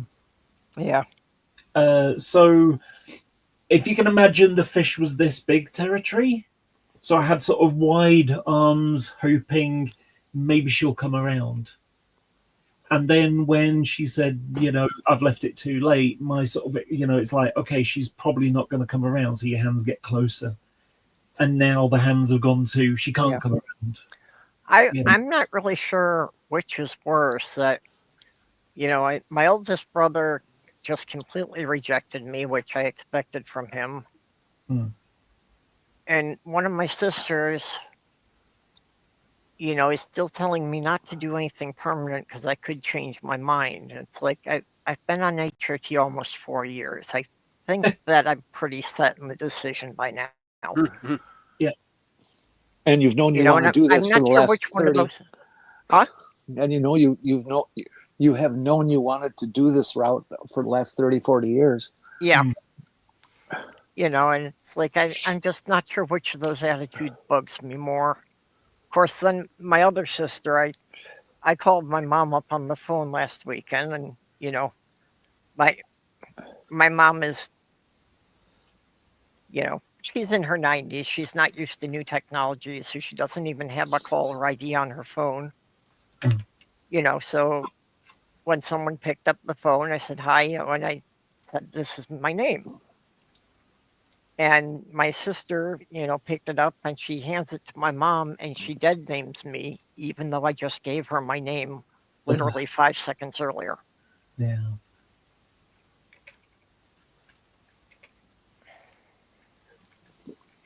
Sorry, nobody really need to hear that, but it's something I've needed to vent about for days, and I haven't had anybody to say it to. Yeah, no, that's a good reason. This was recent that this happened? Yeah, this was just last weekend. It's Good like Saturday Lord. night I called my mom. Well, then that sister, it was your sister? Yeah. Yeah, she needs to go off the fuck off. Yeah. I've actually had an amusing thing happen. So there's been some local yobs, I suppose you could call them. I don't know, is yob a word in America? Nope. Teenage hoodlums. Yob? Okay. They're about, YOB. YOB. Okay. Youth.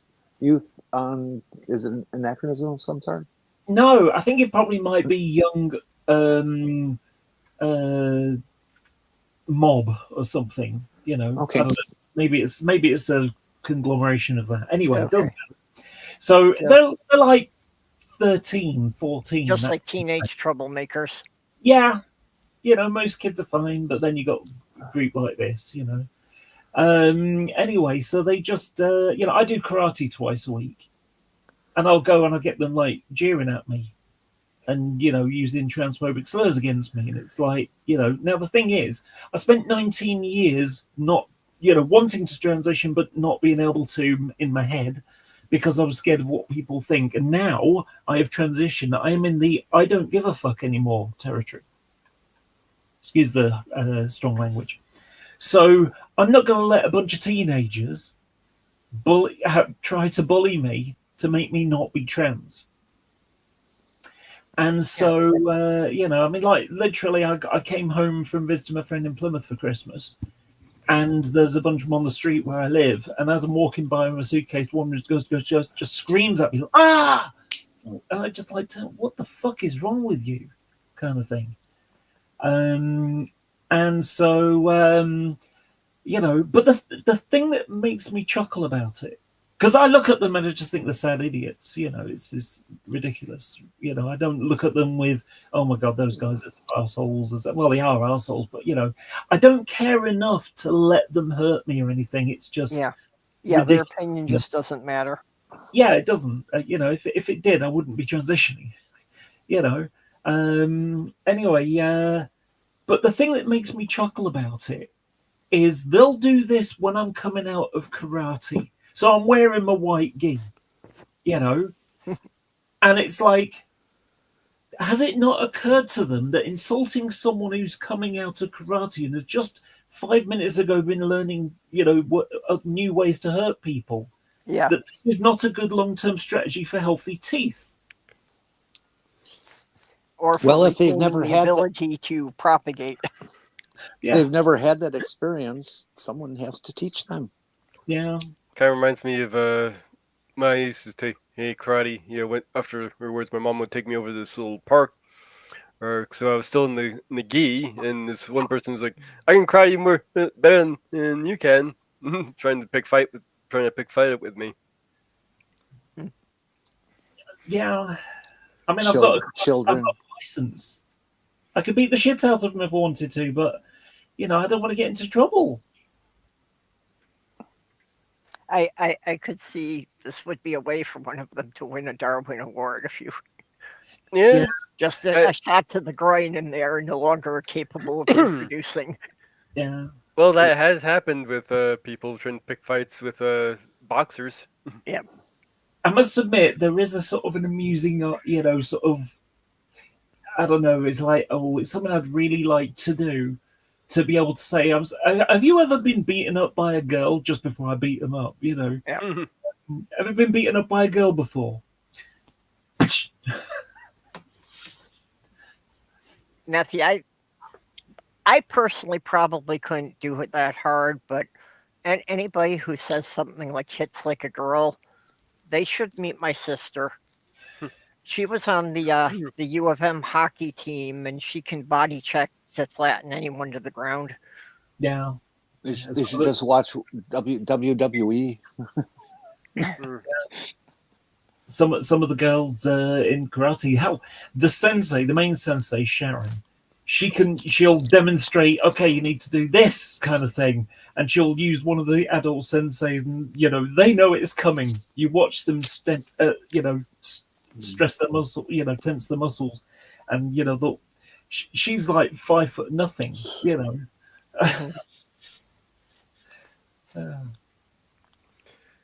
Testing out my new reading glasses here. They actually feel kind of strange sitting on my face, but they're comfortable. Okay. So did I miss a bit? Because I just heard about something sitting on your face, and that sounds like some. I just got new reading glasses just as the stream was starting, and they're armless, so I can put them on without having to, fiddle with the headset. Gotcha. But they feel really strange just sitting on my nose without any arms to hold them. They feel like they're gonna fall. They're not arms; they're temples. Yeah. Well, I'm talking about the arms of the glasses. Yeah, they're temples. Yeah. Actually, what I'd like to get, but I can't afford it, would be a set of safety goggles with prescription lenses. Because when I put the goggles on over my glasses, they always steam up. Mm-hmm. I don't wear them anymore because the prescription's old and I'm not working in a shop anymore. But I have these safety glasses. They're just the most horrible looking things I've ever seen. They're just a real heavy, thick horn rim, and on the side there's these little screen things that fold, and so up against the front of it, so you're protected from the side too, from crap falling in. Mm. And it's pretty useful. I mean, I've had numerous times where I'm doing whatever I'm doing, and I can feel shit hitting one or two of those little screen things, protectors. And Yep. you think you're lucky stars at that point, you know. Well, Gesture has said the word itself, we're talking about yob, the word itself is a product of backslang, a process whereby new words are created by spelling or by pronouncing of existing words backwards. The word yob is thus derived from the word boy. Oh, okay.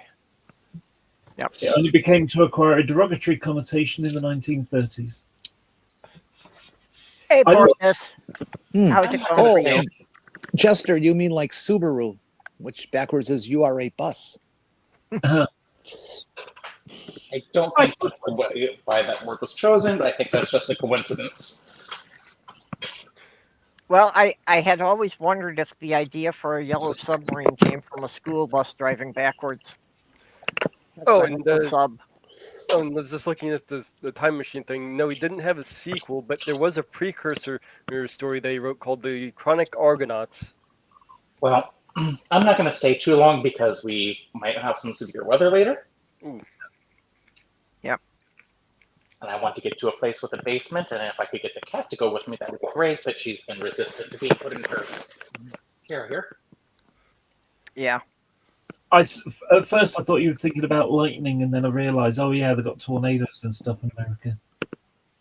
Well, technically, Britain gets more tornadoes per square mile than any state in the United States. That is true.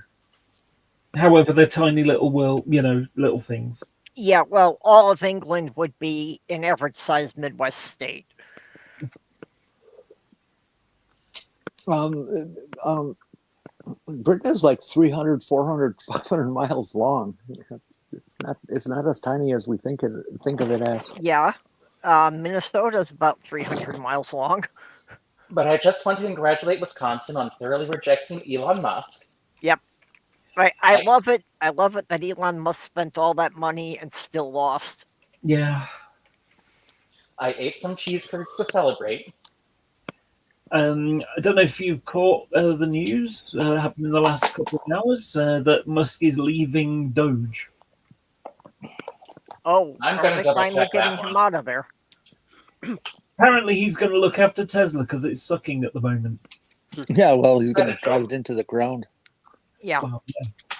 That's what. Well, he's I been know the investors were threatening to, force him to give up the CEO-ship. Is he actually leaving, or is this one of those things where they're just saying somebody else is actually the head of it? No, it's effectively it's been said by the publicity people at the White House. So I don't Hold know. on. Oh. It says Trump tells Inner Circle that Musk will leave soon, according to Politico. That sounds like Trump realizes Musk is an anchor around his neck.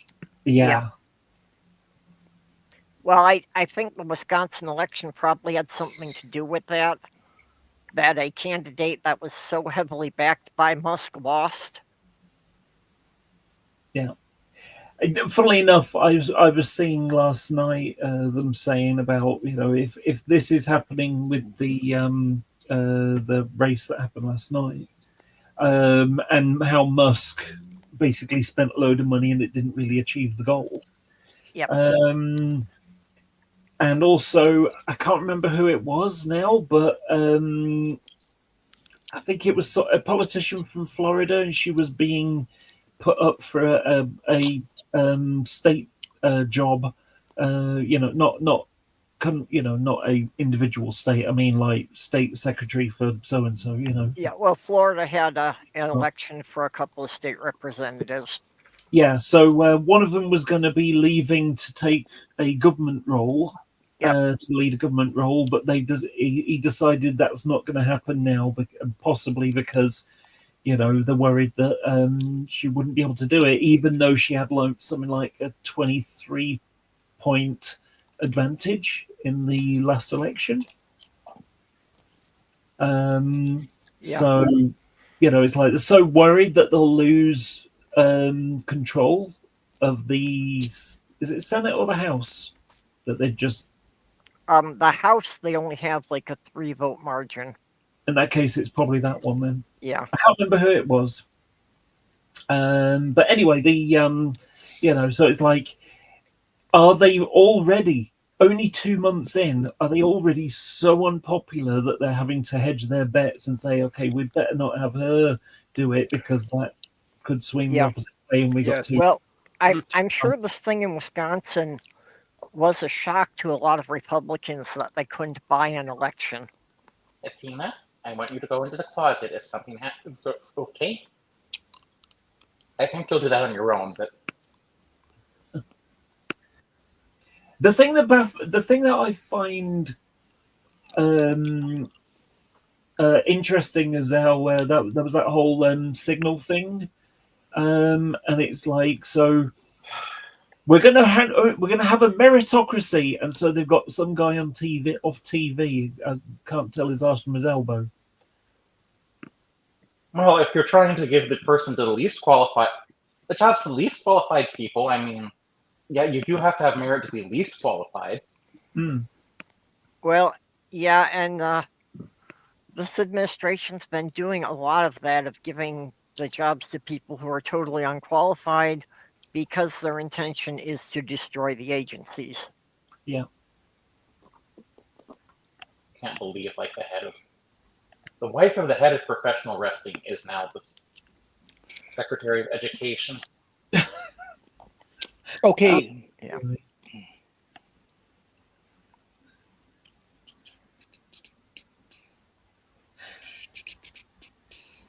Honestly, Okay, here's the numbers. Go ahead. I'll wait. I think it's weird that we've been tracking Musk's popularity because he was never elected to anything. But he was never more popular than Trump, and Trump's numbers are tanking. Yeah. Okay, Jenny, you were saying about numbers? Well, let's see. Britain is from north to south 916 kilometer, which is 569 miles. Yeah. And Minnesota is 638 kilometers, 396 miles. Okay, now you're saying Britain, so is that England and Scotland together, or what? Yep. Yeah. Yes. Okay, Wales. Don't forget Wales. UK, Yeah. UK is all of it. Britain is the big island. England is a piece of the big island. Yeah. I think it's the other way around, really. England's the island, Scotland's a bit of the island, and Wales is another bit of the island. Yeah. There is a really interesting thing. Whenever they describe about, I don't know, there's been wildfires in California, and they'll say it's like 4 times the size of Wales.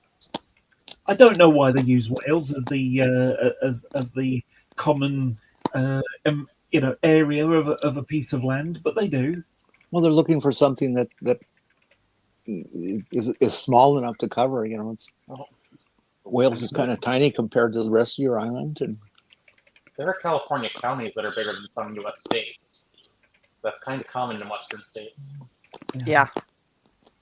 Well, a friend in the UK was trying to get an idea for the size of the Great Lakes, so I looked it up, and Lake Superior is about the size of Scotland. Yeah.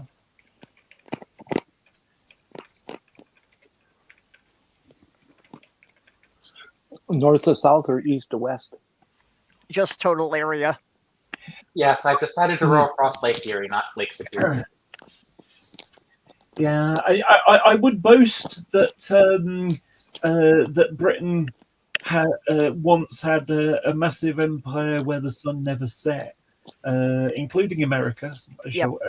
if you remember, of course.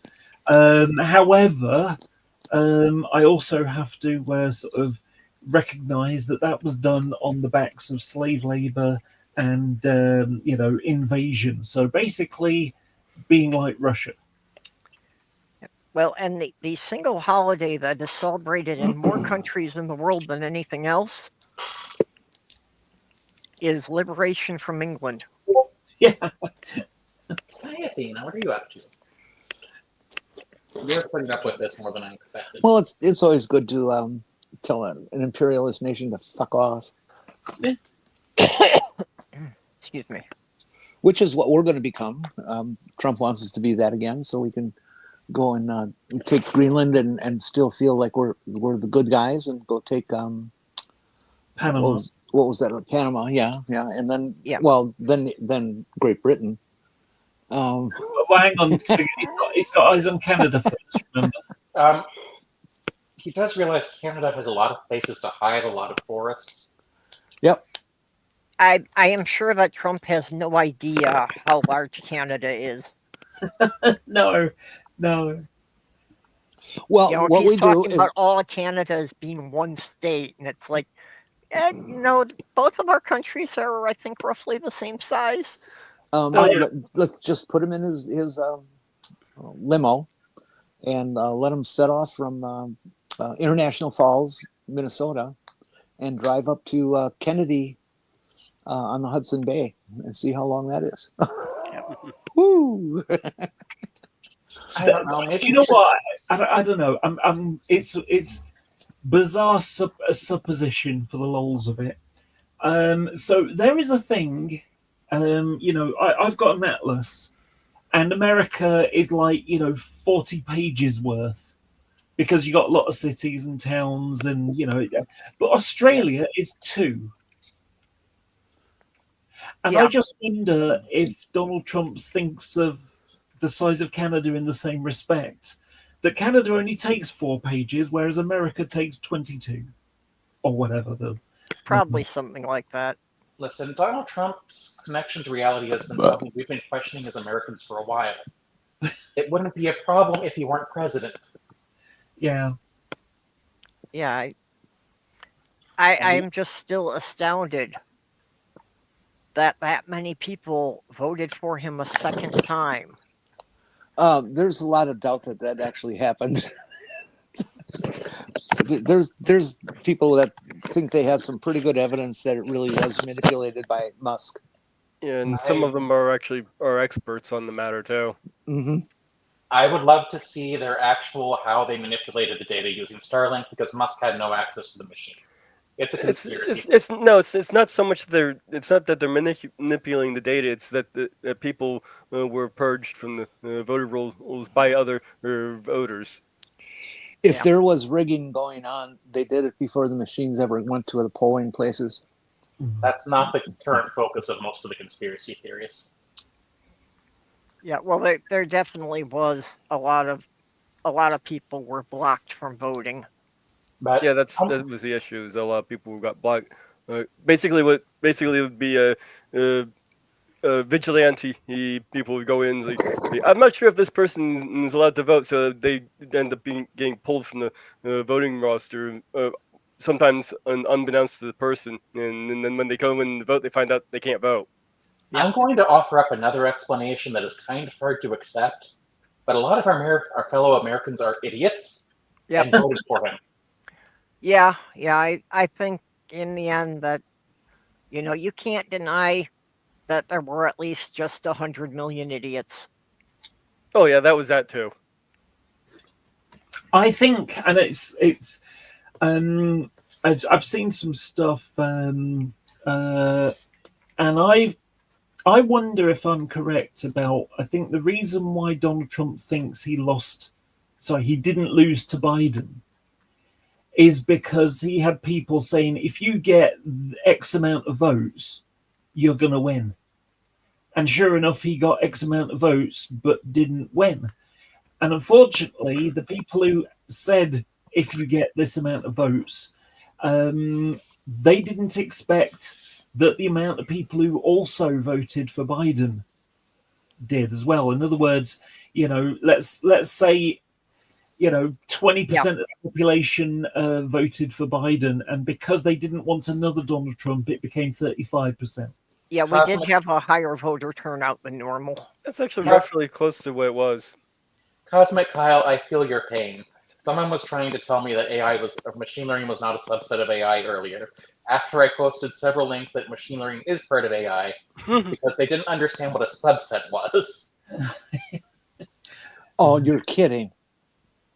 And then I posted like 5 links explaining machine learning is part of AI. I'm like, those links don't say what you think they does. It's like, okay, I understand the problem here. You don't know what a subset is. A subset's like 3 identical foot-long sandwiches, right? Yes. Exactly. I'm hungry. No, a subset is a set that is either equal to or of lesser size than the initial set. Yep. To be a proper subset, it has to be a smaller set size.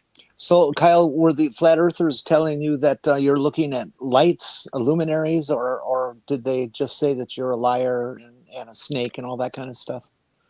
You can come up here if you want. It didn't count because he wasn't using a P900. Yeah. I swear if Nikon started that conspiracy theory just to sell cameras. I have wondered if they didn't, kind of pump that up in some of the social media when they heard it going around. I hear that there's that the P1000 and 900 were discontinued and they're coming out with a new something, the 1100 or whatever. Okay. Kyle says they claimed it was luminaries, 5-dimensional beings, holograms, and holes in the firmament. I think the P900 and P1000 are being discontinued because Nikon got bought out by a company that makes more expensive cameras, and the P900 and P1000 were not all that profitable for them anymore. Well, they're garbage cameras. They okay got a fancy long zoom, but you can't autofocus it. It seems they're okay for someone like me who's an amateur. Yeah, well, they're decent cameras, but they're not made for photographing stars. Although they, for just a handheld consumer camera, it is pretty amazing that they can pull in Saturn. It's very tiny in the frame, but it's there, and you can see the rings. Yeah, I can't do that with the lens I have with my Nikon D3500, but that's because I don't have the right kind of lens. I can definitely see moons of Jupiter, but they're just little dots. Yeah, but the problem with them is that when they're on their maximum zoom and they're trying to focus on a star, all they get is this twinkling little mass of light, and they say, well, see, this proves that that they're not round planets, that they're just these, or that it's fake, is what because it's just this twinkling thing. And you try to explain the atmosphere and interference and how to actually focus a camera, and they just don't get it. Even when they get a good picture of one of the other planets, it's always a little fuzzy, a little blurry. All right, it's getting dark, so I'm going to head to some place that has a basement. Okay. And just in case. Have a good day, everyone. Be careful. Keep yourself safe. Bye-bye. Kyle, I'm very jealous right now. I just want you to know I'm very, very jealous. Not about the Greens, that you have a brother, and kind of wish.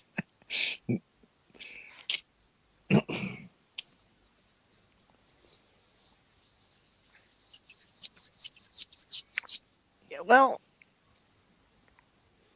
like I said, I've had a very mixed reaction. My family runs the whole spectrum. So it's like, my eldest brother is a born-again Christian, so I knew even before that there was just no chance with him. And one of your cousins is called Violet. I have to step away for a moment. PP. Yeah. My other two brothers have been good with it. One of my brothers is, really supportive. My other brother, it was like, I was at his place, when I was still in, still presenting mail and still had the beard.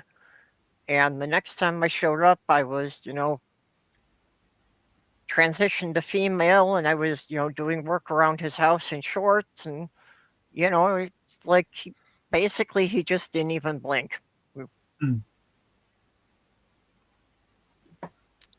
So it didn't matter to him one way or the other.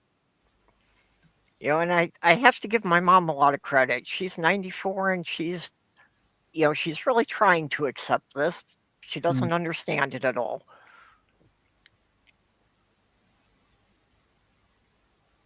So a couple of my sisters I still don't have a reading on. So I was the youngest of 9, so I've got a bunch of siblings to give me the full spectrum. I have, I suppose you could call it hindsight anger towards my mum. So the principal reason why I didn't come out was because I didn't want my mum to reject me. And then when I came out, my mum rejected me. Yeah. And so I basically gave up my youth to make her more comfortable when I wasn't. And then I went in transition. It's like, oh shit, I would have done much better when I was, younger. 15 years ago, I had more hair for a start, because as I got older, the testosterone basically, I had hair loss, especially on the top of my head. I wasn't bald or anything, but thinning. I would get sunburn if I didn't wear a hat. Yeah. Before I started transitioning, I was starting to have the receding hairline. Yeah. So that was one of the good things, that since I was on the testosterone blockers, my forehead stopped getting taller. Yeah. Yeah, so I've now got a full head of hair. Of course, it's not as much hair as I had before, because for those people watching who don't know about this stuff, so when you go through male pattern baldness, and it's not always bald, it just gets thin in many cases as well. After about 10 years, the follicles die. Yeah.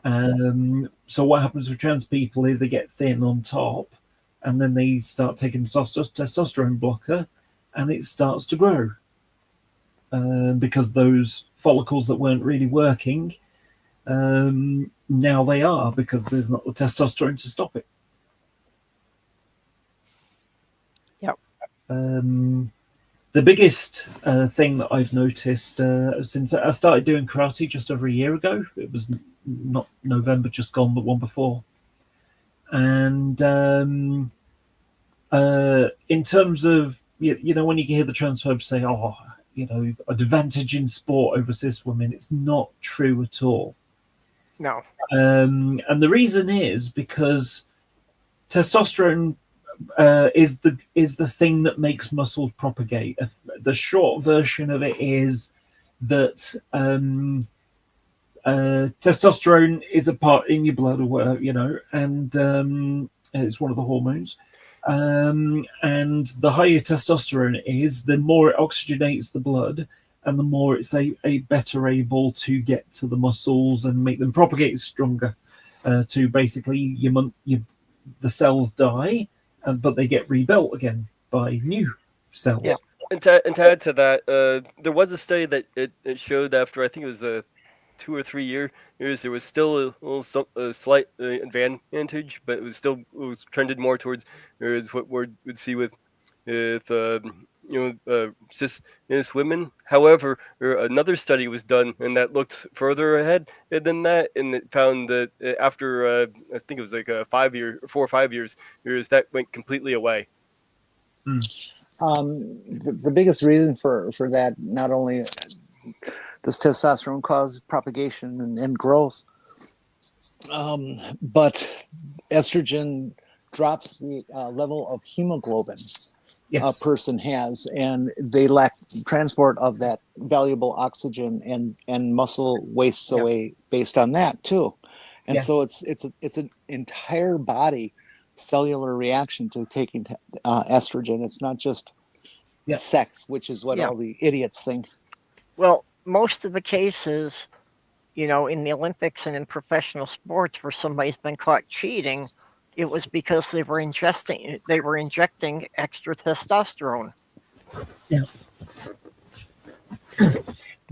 I think I got my first real sense of, the loss of strength was something as simple as going into the freezer compartment of my refrigerator at the bottom. That I wouldn't, previously I'd just crouch down, get something out of the freezer, and stand up.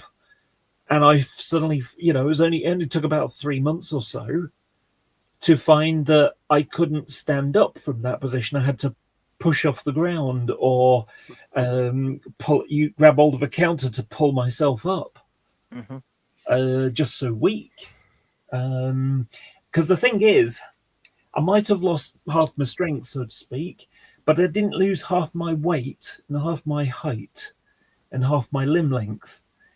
And when it comes to limb length, it comes, muscles are, if you ever did physics and you got the thing about the, how much energy does it take to move a lever at the fulcrum point, and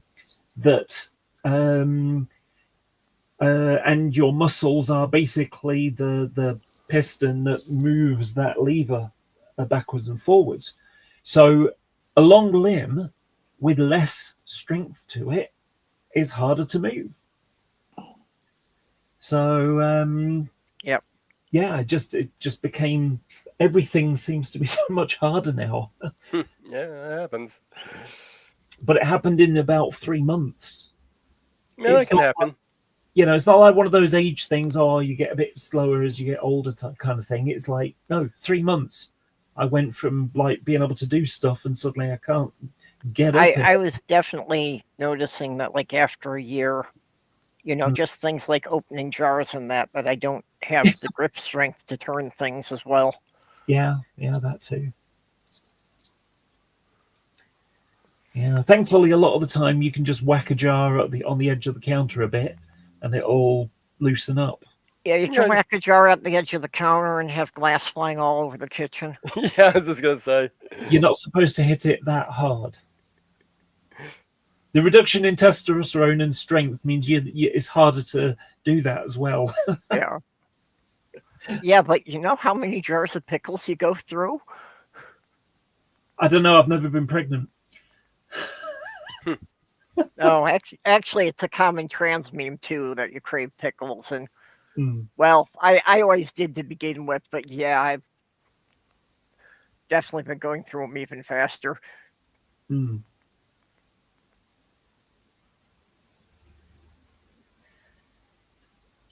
Of course, last summer I was at the point of being pregnant, so. Okay, you may need to explain a bit more. Oh, just last summer, we're still not sure the reason, if it was a reaction with another medication or something, but my estrogen spiked up that for about a month, my blood tests were coming back that my estrogen was in the level of a woman who was 3 months pregnant. Oh, right. It kind of reminds me, I was dating this person, and we were watching this show. They were talking about how garlic ice cream on the show, and they were like, "Oh, that sounds good." And I gotta look at it. I'm like, "Is there something you need to tell me?" Yeah. I did have a really affirming thing happen when someone thought I was pregnant.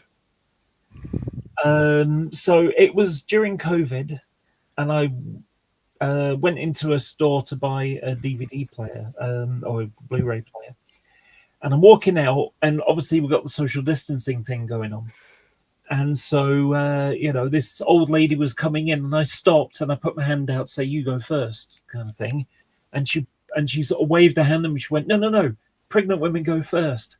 And I laughed and I said, "I'm not pregnant, I'm just fat." and she said, "Oh my God, I'm sorry." I said, "No, don't worry about it. Honestly, it's fine." Yeah. And she said, "I'm fat too," and we laughed about it and that kind of thing. But the thing about it is, you say that to a cis woman, and that's mortifying if they're not pregnant, of course. Yeah, most "Oh my women God, would you're be so very fat." insulted by it. Yeah, "You're so fat, I thought you were pregnant." That's quite an insult. But for a trans woman, that was like incredibly affirming, because for those couple of moments between her saying it and me correcting her, she thought I was a pregnant woman. Well, and that's part of why I know that, mine goes back a long way before I started transitioning. Because when people would come up, behind me and say, "Can I help you, ma'am?" And it's like, yeah, most men would have been insulted by that, but I got a little bit of a thrill from it. Yeah. The best affirmation I've ever had was when I started seeing my current doctor for HRT, an internal medicine guy.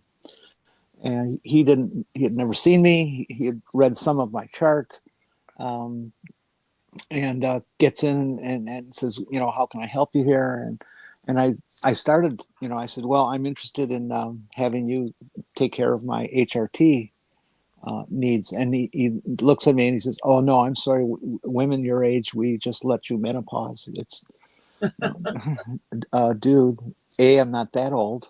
Well, actually, I am, but I had to tell him I'm trans, and he, oh, and he then looked at the chart. I guess I should have read better. Yeah.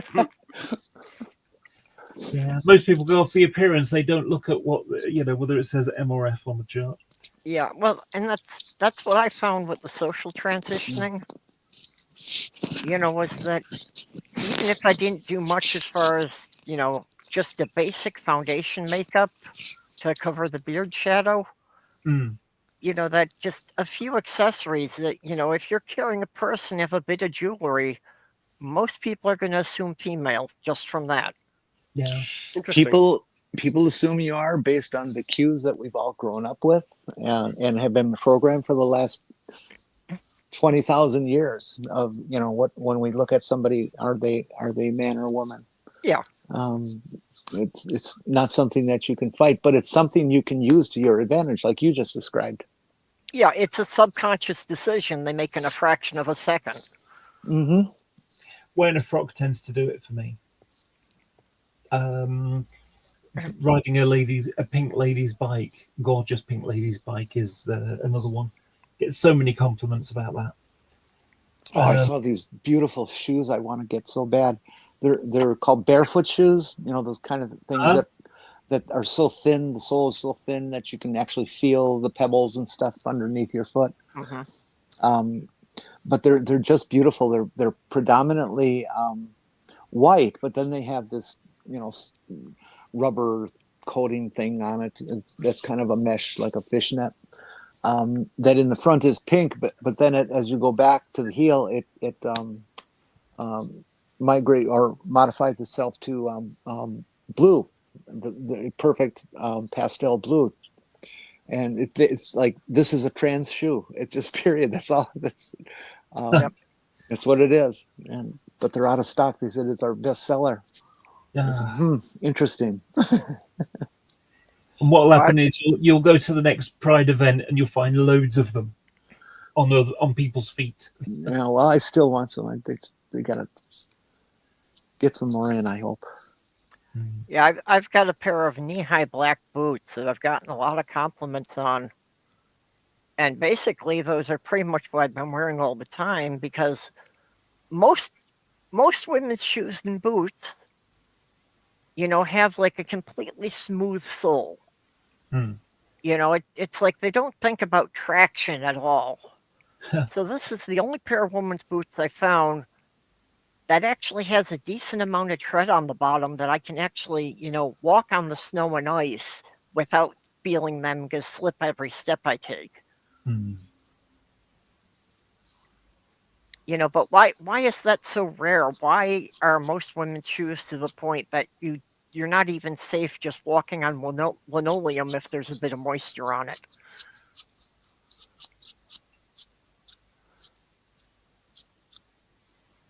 Yeah, I don't know. My problem is, sorry. I don't know. I don't know. My problem is that trying to find cute shoes is difficult because I'm very tall, and I'm size 11. I think that might be 13 in American. Yep. And so as a result, it's very difficult to find cute shoes in my size. Yeah. Basically, every shoe store is just a place of sadness for me. Yeah, I'm a woman size 11, so it's been, not a lot of places I've found ones in my size either. Well, that's why you find a place that sells online and you work with them to find out your true size according to theirs, and you make sure that it's a place that is consistent in their sizing. That's the most important thing. Yeah. So when I look at this shoe and they say it's an 11, I know this company is consistent, so an 11 is an 11. Yep. Yeah, No, and but the you're never. inconsistency in sizes is so bizarre. Because, just the other day going out, I realized that the dress I was wearing said it was an extra large. The jacket I put on over it said it was a small.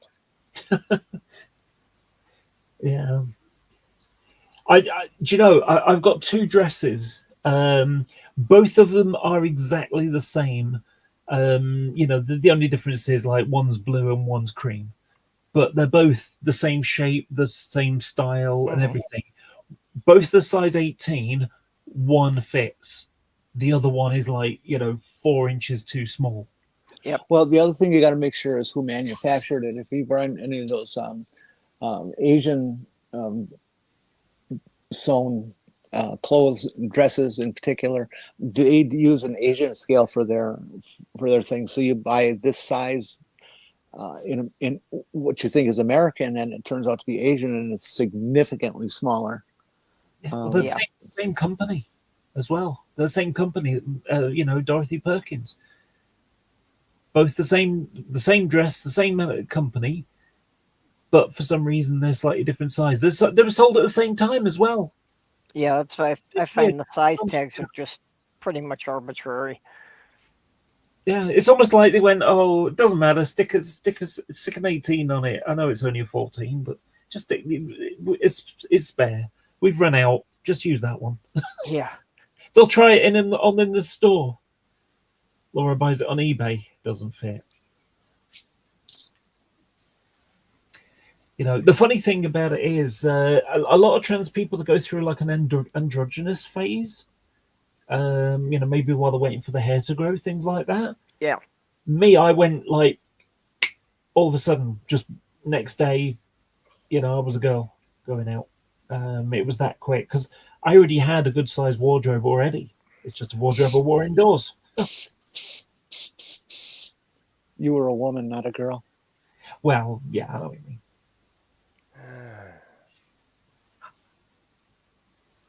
Yeah, sometimes I like to say I'm a girl just because I never had a chance to be female when I was that young. So.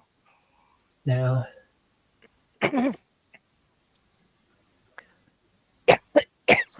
Excuse me. I once saw a thing. It might have been a Facebook or a Twitter thing, and it was, you know, sort of, hey, trans women, if you if someone looks too young for you, don't bother with it. Just stay away. And then there was another one saying, you know, hey, if you ever see a trans woman wearing something that probably looks a bit too young for her, give her a break. She never had a teenage phase. Yep. I will never say anything to somebody because I, you know, went through it somewhat myself and that, but there's so many trans women who buy these outlandish outfits, you know, because they're, you know, like you said, they're trying to recapture what they never had. But geez, you know, you got this 40 or 50-year-old trans woman who's just coming out and she's buying these mini skirts that are practically just covering her ass.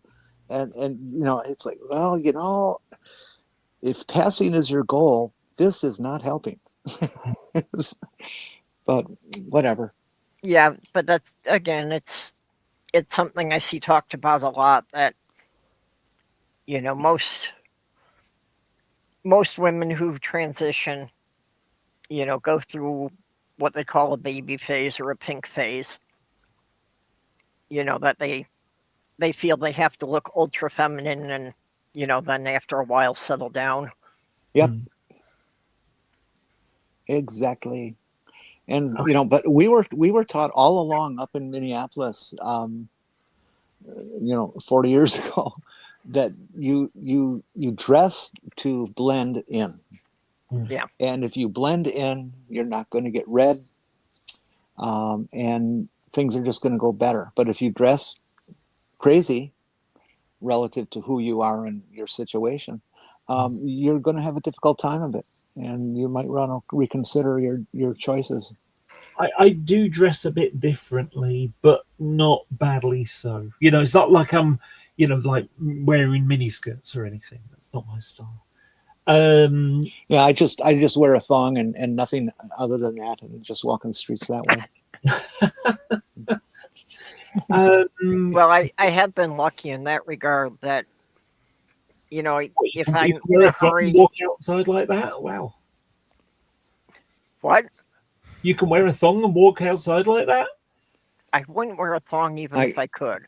I don't need to floss my butt. I can because it will actually fit and not hang on there funny with extra things down there and stuff. But yeah, even if I'm in a hurry, you know, as long as I'm freshly shaven, I at least can, you know, just throw on jeans and a t-shirt and at least be androgynous enough that people are confused. They're not sure what to call me at that point. Well, for my style, I like sort of like almost like retro 50s kind of stuff. Yeah, I am embracing the old hippie vibe. So a lot of my stuff is kind of 70s style. Yeah, I don't know about 70s, but like, you know, 50s, 60s kind of stuff. Even 80s, because that was like retro, 50s look kind of thing. You know, and there's a bit of it well, I'd like to see you in a 1950s tradwife outfit, you know. A nice shirt dress for your day-to-day activities at home. And yeah. Well, so the hippie 70 era was when I was growing up, so yeah. In my head, I suppose, you know, it's at first I struggled. It's like my pink bike. It's gorgeous. It's very feminine, but you know, I didn't buy it because it was pink. I bought it because it was cheap and did all the things I needed it to do. Mm-hmm. And at first, I'm like, really, should I buy this, or should I spend an extra £200 to buy something that's basically the same thing? And I went, screw it, I'm going to buy it. But my dress style, like I say, that there are people, you know, there are women that do wear 50s retro stuff, and it looks cool. Mm-hmm. And you know, so it kind of like, it's like, if you can imagine, you know, the sort of the transition, you know, not transition, excuse me, the you know, the spectrum of, you know, there's girly, and then there's tomboy, and everything in between. Is there any reason why I can't be over towards the girlies? I'll be right back. Because I'm trans? No, there isn't. Yeah. You know, I mean, I wear dresses all the time. I mean, not now. I'm wearing leggings and a t-shirt and a cardigan, but that's because I'm not going out. You know, but the main reason is because it's cold, and I'm tall. So if I'm, you know, women's clothes tend to be made for smaller people. Well, on days I'm not going out, I generally just sit around in my nightgown all day. Well, I've done that, pajamas, yeah. But you know, my problem is that you know, a blouse or something like that.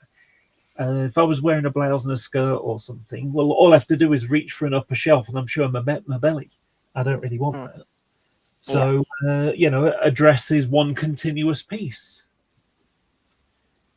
You know, so I can wear leggings with a dress or tights, or you know, but I tend to wear skirts with very long tops that, you know, hang well past the dress, so I don't have that problem of exposing my belly accidentally. yeah, those are called tunics. Just somebody trying to sell me Windows. Someone knocking at my door. Oh, so did now you you're tell in them trouble. to use Apple and OS instead? No. I just didn't answer. I just saw him walked away. Yeah. I tend to follow my upbringing of the same shit I wore back in the 70s, because it was all just, you know, whoever you are, whatever you want to wear, just go right ahead. I love peasant blouses and legitimate jean skirts, not jean skirts that are made as jean skirts, but jean skirts that are made out of jeans that you split open and made into a skirt. Because that's a real jean skirt, not this fake stuff that they sell at Old Navy. I did have one time that a younger woman in the store complimented me on my outfit. And after she walked away, I was thinking that, does she think that I really nailed the retro look, or does she not realize that I've been wearing the same jacket for 30 years? You'd have to ask. It's really nice when somebody compliments your outfit. Oh yeah, it's a big uptick in your day there. Yeah. Lots of times I think it's because they want to hear you talk so they can clock you or not. Hmm.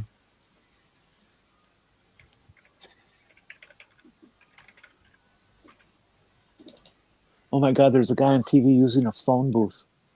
Holy cow. When's the last time you saw a phone booth? Not for a while. No? Well, Yeah, yesterday. There's one on the way to Gray. Well, yeah, but you have to have those around for Doctor Who. You know, it's There hasn't been one of those around since the 60s. Doctor Who's emergency spaceship. Yeah. as far as I know, there is still one close to where I used to live in Michigan, in the next town over. What, a Doctor Who's police box? No, one of the traditional U.S. glass phone booths. There's a business located somewhere on Route 66 that for some reason 50, 60 years ago, they ended up with a telephone on their roof, a telephone booth on their roof of their 2-3 story building. And it's still there, and they kept it functional. So if you want to use a phone booth, you go up to the roof of this building, and there you go. You can see it from the street and everything. It's very funny. Makes me think of Green Acres. Oh, God, That they had to climb up the pole to use the phone. I hated that show so much. I really detest shows that celebrate stupidity. Yeah. Yeah, it probably wouldn't have been as funny if I was an adult watching it.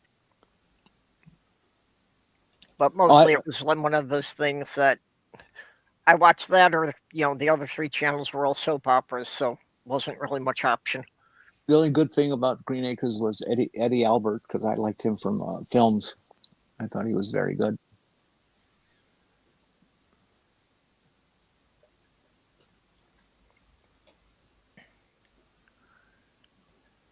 I'm just trying to find. Here we are. Yeah.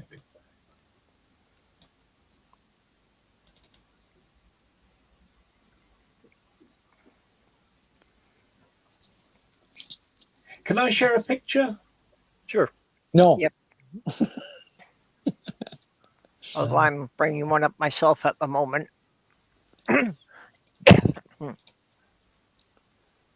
You mean HRT hasn't knocked that thing out yet? Oh, I'll let you do yours first. There you go. This is about 20 miles from where I used to live in Michigan. Was an actual phone booth still standing on the street corner. It still has a functional phone. As far as I know, it's still there today. Now, let's see here. I don't know if this is a thing in the US, but in an emergency situation, mobile phones will go off, but they will always have, and home phones will go off, but the phone box will still be active. So if there's emergency, a police officer or emergency worker will still have the ability to call someone.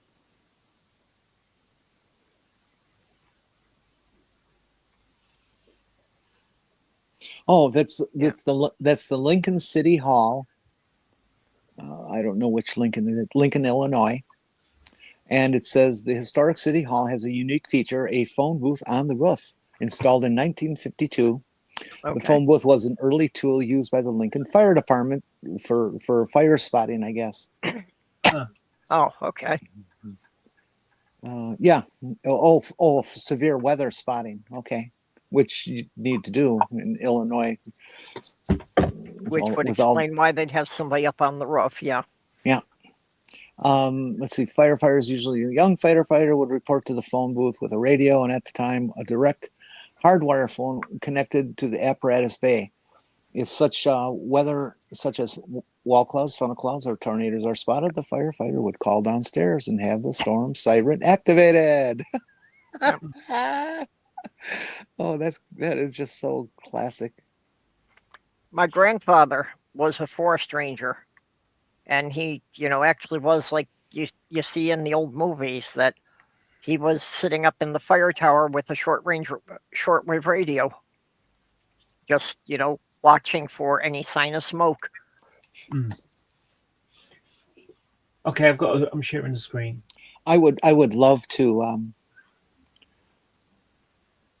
take a summer and do Highway 66. I think that'd be so great. That's a pretty dress. I was still wearing a wig in those days, but that's the kind of thing. Dressing cardigan, that's my style. So yeah, see, that's too short for me. I don't do short skirts. It's not that short. I mean, my knees are just like yes, it is. For me, it's too short. That's about the same length I'd wear, but that's pretty much my limit. That's got to come down to my knees. Everything, all my stuff is halfway between the knee and the foot, or floor length. Yeah, I have some longer ones. Actually, I do know. It's not in there. I do have a more up-to-date picture, because that's a picture from years ago. I don't really take that many pictures of me. But then I just remembered I had pictures from last year. Okay, Claire likes your dress too. Ah, thank you.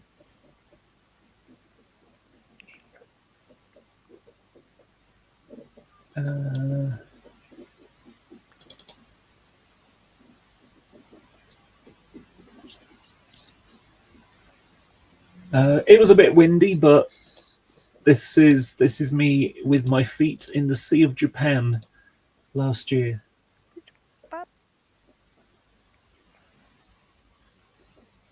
So that's quite long. Okay. The most notable thing there is my dehydration is showing in my feet. My feet swelled up like crazy. Yeah. Ooh. Those are some swollen feet. Yeah. They're nothing like that normally, seriously. I've seen before some of your stuff where you're on a bicycle. They didn't look anything like that. No. That look like tentacle feet or something, Yeah, those look like you wouldn't be able to get your shoes on. You could get your shoes on, but you could certainly tell when they took them off, because it would squash everything, to the bit where it wasn't on. So it'd shove it more up to my ankle. But it was just water retention. And it was so bad that so I'm going to use kilos, and I don't know if you know what that means. Insult me some more, will you? Good Lord. I don't know. I know Americans tend to do pounds. We're weird, and we do stone, which is 14 pounds. A kilo is 2.2 pounds. A pound is 454 grams. Okay, Right. I was going to say 2.3 pounds. So shall we discuss it further? To a pound. Yeah. 1 kilo, 2.200462. I am very overweight. I'm 21 stone. You'd have to work that as 14 pounds. You're tiny. You're tiny compared to me.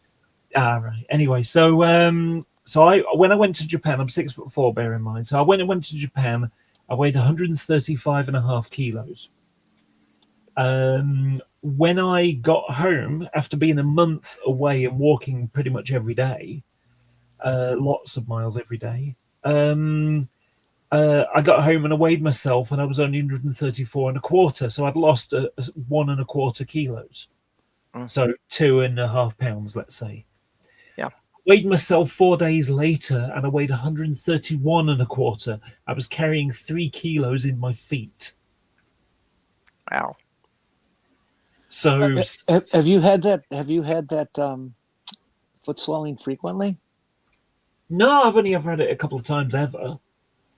Really, you should discuss that with your physician. I had it once when I dropped Like something and it swelled up. I had an edema for a couple of weeks, but that went away. I took some pills for it, and sort of it went away. And then I had this in Japan. So, I got home and, like I say, remember 4 days later, I'd dropped 3 kilos. So, Well, Go ahead. To give a little some math here, 3 kilos, that's about 6.6 pounds. So that's nearly a gallon of water. That's seen as a gallon of water weighs about 8.34 pounds. In my feet. Yeah, it's about 3 liters of water. Yeah. If I shake my feet, you can hear it sloshing around. I have a condition that stumps Mayo Clinic. How about that? Oh. My right leg. If you take your ankle knob and you measure up about say 150 200 millimeters, 6 inches, people. It's mostly all the time red, and from time to time will swell, but almost never. But from time to time it will. And Mayo couldn't figure it out. The place down here can't figure it out. They just have no idea why it does that. But it started to self-correct. It's taken a period of years, but it's now almost not red. There's a little patchiness here and there, and it hasn't swollen up in a year or two. So, but this has been going on for like 10 years, and nobody had a clue. And boy, did they put me through the fucking tests! Holy shit! Yeah, I mean, so I've got an appointment to see my GP in a week and a half's time, and I'm going to see if we can get on sort of that weight loss pills. Are you NHS? Yeah. So there's a limited amount of there's a limited availability for it, but if I can get on it, so much the better, because my heart rate, my blood pressure has gone up a little bit. It's so now they're talking about giving me statins, and I just can't stop eating. It's really annoying. I just get days where I just want to eat all day long, and I'm not getting enough exercise to deal with the amount that I'm eating. So I need to. Is that just something that's like a comfort thing to you? It could, yeah, kind of. It's almost in the same way as someone sort of takes a break and has a cigarette. Instead, I eat something. Yeah. Yeah. Well, then take up smoking. Sometimes I wish I did smoke. Then I could give up and I'd have more money. I'm still a major believer, Laura, in the intermittent fasting that you diet. My first time I tried it, I dropped 60 pounds in about a month and a half, 2 months. And that's how often did you fast? Well, you fast every day for a specified period of time. Nothing after 6. Beginners frequently will do 12 hours fasting, 12 hours okay to eat. And the real pros are up at 20 hours fasting and 2 hours or 4 hours of okay to eat. I do 16/8 myself. So Muslims on Ramadan, live like a Muslim on Ramadan. I have no idea what that means, but don't tell me. Muslims, they fast. No, I said don't tell me. I never thought about it, but that's basically the way I've always lived, is that, I don't really eat during the day. I only, eat later at night. So, yeah, that's usually I'm going 12 hours a day without eating. A lot of people will combine that with doing either Mediterranean or a keto diet. I couldn't do keto. For your actual eating. Yeah. But I haven't been able to get back on the routine of of it, and I got to get. It certainly wouldn't hurt me to lose a bit, but my weight's been stable for decades, so I'm not going to mess with it. Yeah, my problem right now is I can't do anything stable because I'm sleeping on and off at weird times as well. Yeah. Well, you know, I'm glad I don't have to have I'm glad I haven't got to worry about a job or anything, because that at the moment it's like when I feel sleepy I go to bed. When I don't feel sleepy I get up, and I don't feel sleepy when I'm in pain. So yeah. Well, the pain certainly is an issue, and that I'm sure that discourages you from exercising as much as you would otherwise. yeah, well, it stops me from doing everything really. I just I'll wake up, I'll go to bed, I'll last for maybe 2 hours, something like that. Maybe it's roll over or something like in my sleep, and then the pain hits and wakes me up. I don't know, but then so I'll roll over to try and go back to sleep, and my brain doesn't want to turn off, or the pain in my arm is throbbing, or I just can't get a comfortable position. That's the hardest part. And so I just like, oh, screw it, I can't go back to sleep. I'll just get up and do something to distract me.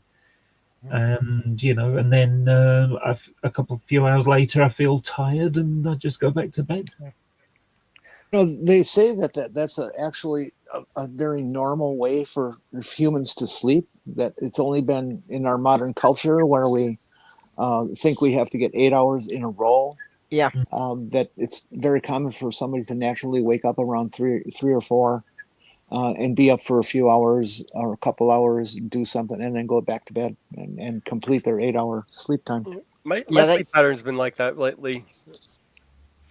They found a lot of that, that in letters and journals written before the Industrial Revolution, that was very common for people to talk about, the second sleep, that they would sleep for 3 or 4 hours, and they'd be up for 2-3 hours, and they'd go visit the neighbors because everyone was up at that hour, and then they'd go and lay down again for about another 3-4 hours.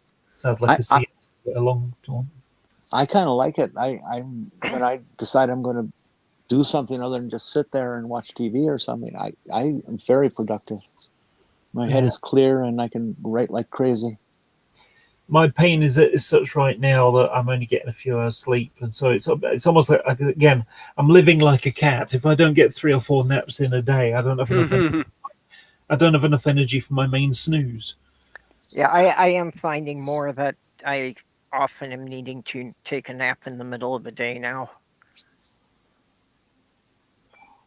Of course, me ever getting 8 hours just doesn't happen. My best nights I'll get maybe 6 hours. Yeah, 6 is what I would normally get now, 6.5, something like that. Occasionally I might end up getting more, but it's somewhat rare. Oh, I was just looking into the whole link between autism and gender diversity, and it seems you might be onto something in Purple about how to being less social pressures on it. Though the reason why are not well understood. One possibility is that neurodiverse people tend to be less aware of or less susceptible to social pressure and gender norms. Therefore, they can express their gender identity or sexual orientation without concerns of being judged or fitting into certain roles. So I agree with kind of thinking. My own one of the things I struggled with when I was younger was the idea of life is not fair. Yeah, and that just to me was giving up. It's like, but it should be fair, and if it's not fair, we should be doing everything our way to make it fair. That's another common thing with people on the autistic spectrum is, they often remark about people having a highly developed sense of justice. Yeah.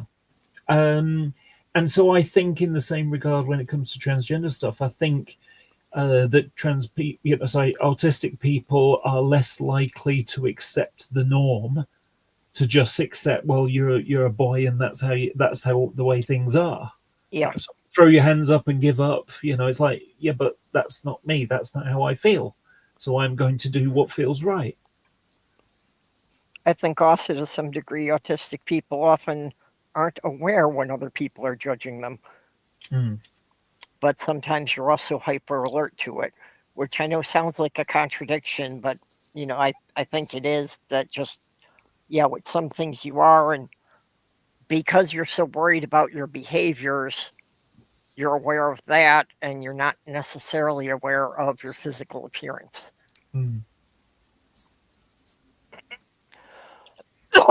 The funny thing is, I'm a lot neater than I used to be. Before, I used to be quite scruffy. I'd just wear some black tracksuit bottoms, fleece type thing, and a t-shirt. And in the winter, I'd wear a sweater as well. And that was basically it. I was, I used to be scruffy all the time, and just as I unravel everything in therapy, I'm realizing that it's because I just didn't want people looking at me. See, I just wanted to kind of blend into the background and not be noticed. I kind of did something like that too, but I decided I could beat it, and I did it by just being naked all alone in the house for a few years on end, and you get used to looking different and things. Well, I also didn't realize, it was never a conscious thing, but I had a very strong aversion to mirrors. Yeah. That I never put a mirror up any place I lived, and so that was a big thing for me. That I was like 2.5 years on HRT that I finally put up a mirror, so I full length mirror, so I could check my outfits before I went out. Yeah. And that was really a big milestone for me. I had a similar thing, but different. I had a couple of mirrors, but I didn't really use them very much. But when I started when I decided to transition, I found my dysphoria was worse. Yeah.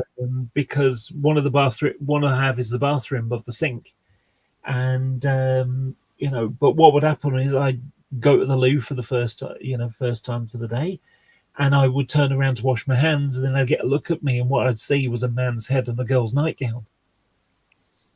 And I had to look away in disgust. Yeah. It's like, oh, that's not me, because it's the visual representation of who you are, kind of thing. And now, see, what I had always done is I had always disabled the light over that mirror, so I could never clearly see myself in it. Yeah, I can see clearly now. That's when I started transitioning. I didn't really think I had dysphoria. But again, just as everything unravels in therapy, it's like, it's not that I didn't have it. It's just that I had been forced to stuff it down for over 40 years. Yeah.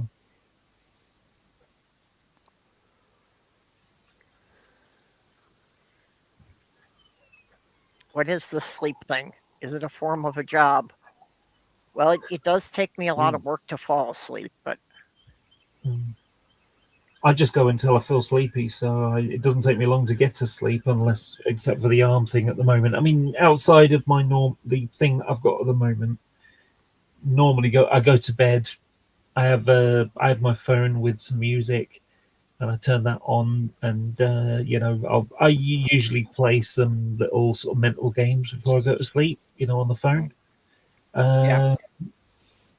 And then I'm just like asleep within moments. Well, I put on, just a YouTube playlist, but, I can tell I can tell how many of them I'll remember the next day. That I realized that, that was playing for about an hour before I fell asleep.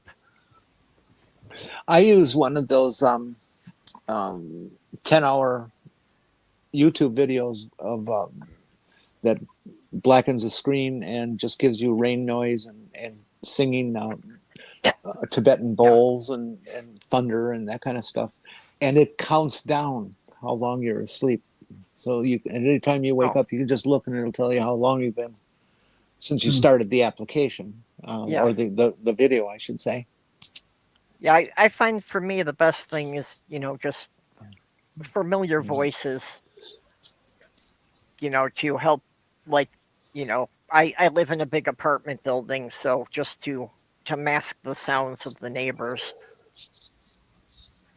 For me, it's Jean-Michel Jarre or Vangelis, or I've forgotten, Scarbeck, and just some bits, some music. It's just usually things that don't have lyrics.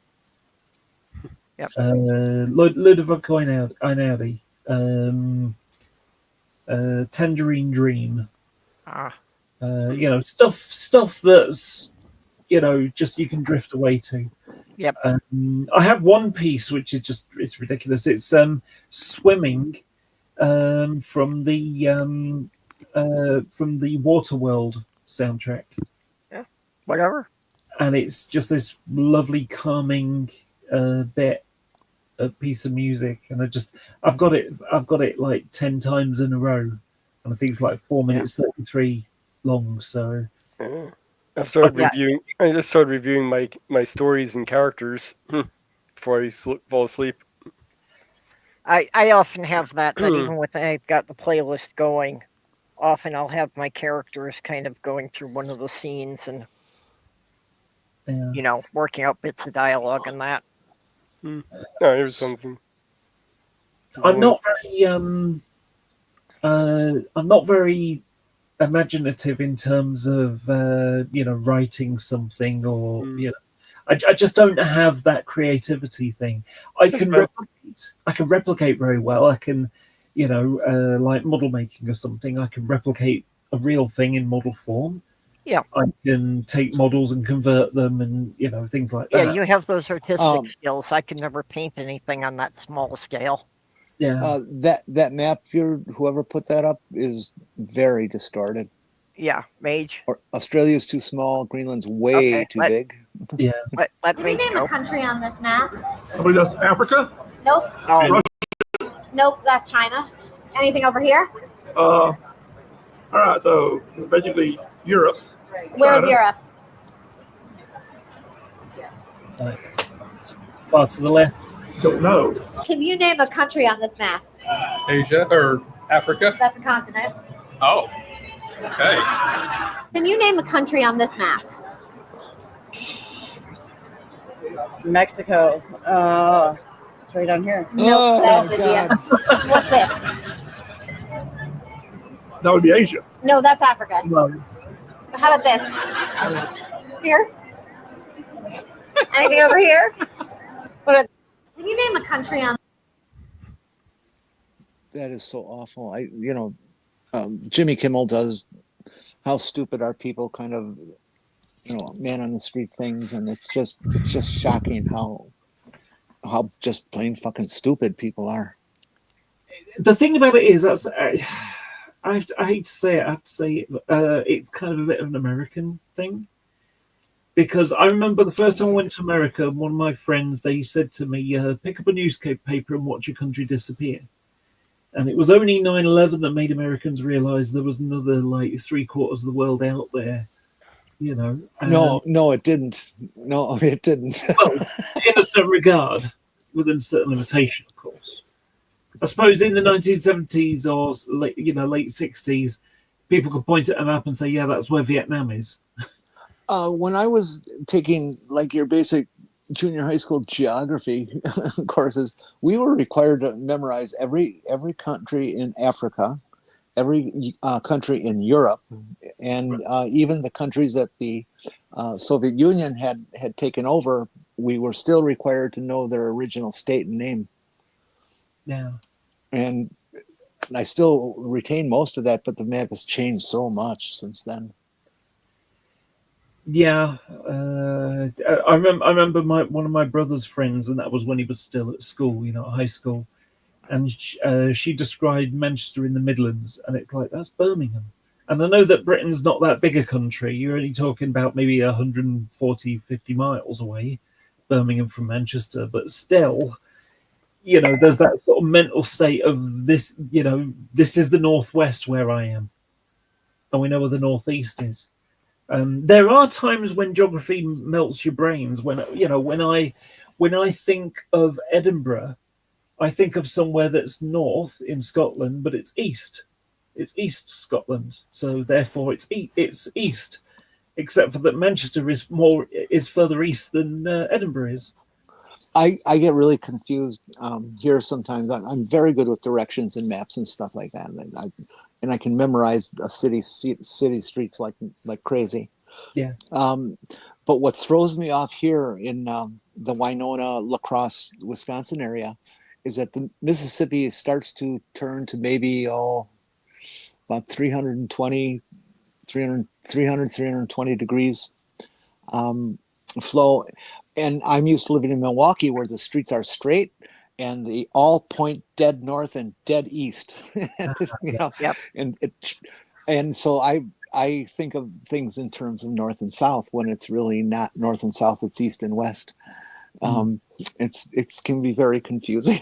Have you ever looked at zoomed in on Google Earth or something and looked at a map of Canada? Everything's made in kilometer boxes. Everything's what? Things are done in kilometer boxes. I don't know what that means. So like square imagine, kilometer grids. yeah, imagine a city and a block is like a grid, a square. Mm-hmm. Well, Canada's like that. I told you guys about this very, very cool software that they're trying to make into a movement and get people to, and everybody on Earth to adopt it. It's called What 3 Words, and then you can download it. It's free, and it's just amazing. They have divided the Earth out by 10 foot by 10 foot squares, if you can imagine that, and the entire planet is covered. And if you go to any given square and click on it, 3 words come up to identify that square. And apparently with the number of words in our language and 3 choices of those, you can cover the whole planet and say I live at baseball milk carton automobile, and sometimes you can just throw in words like that to it. And you'll hit, and it'll take you to somewhere on the planet. But it's really neat because he said one of the most useful things would be is for homeless people.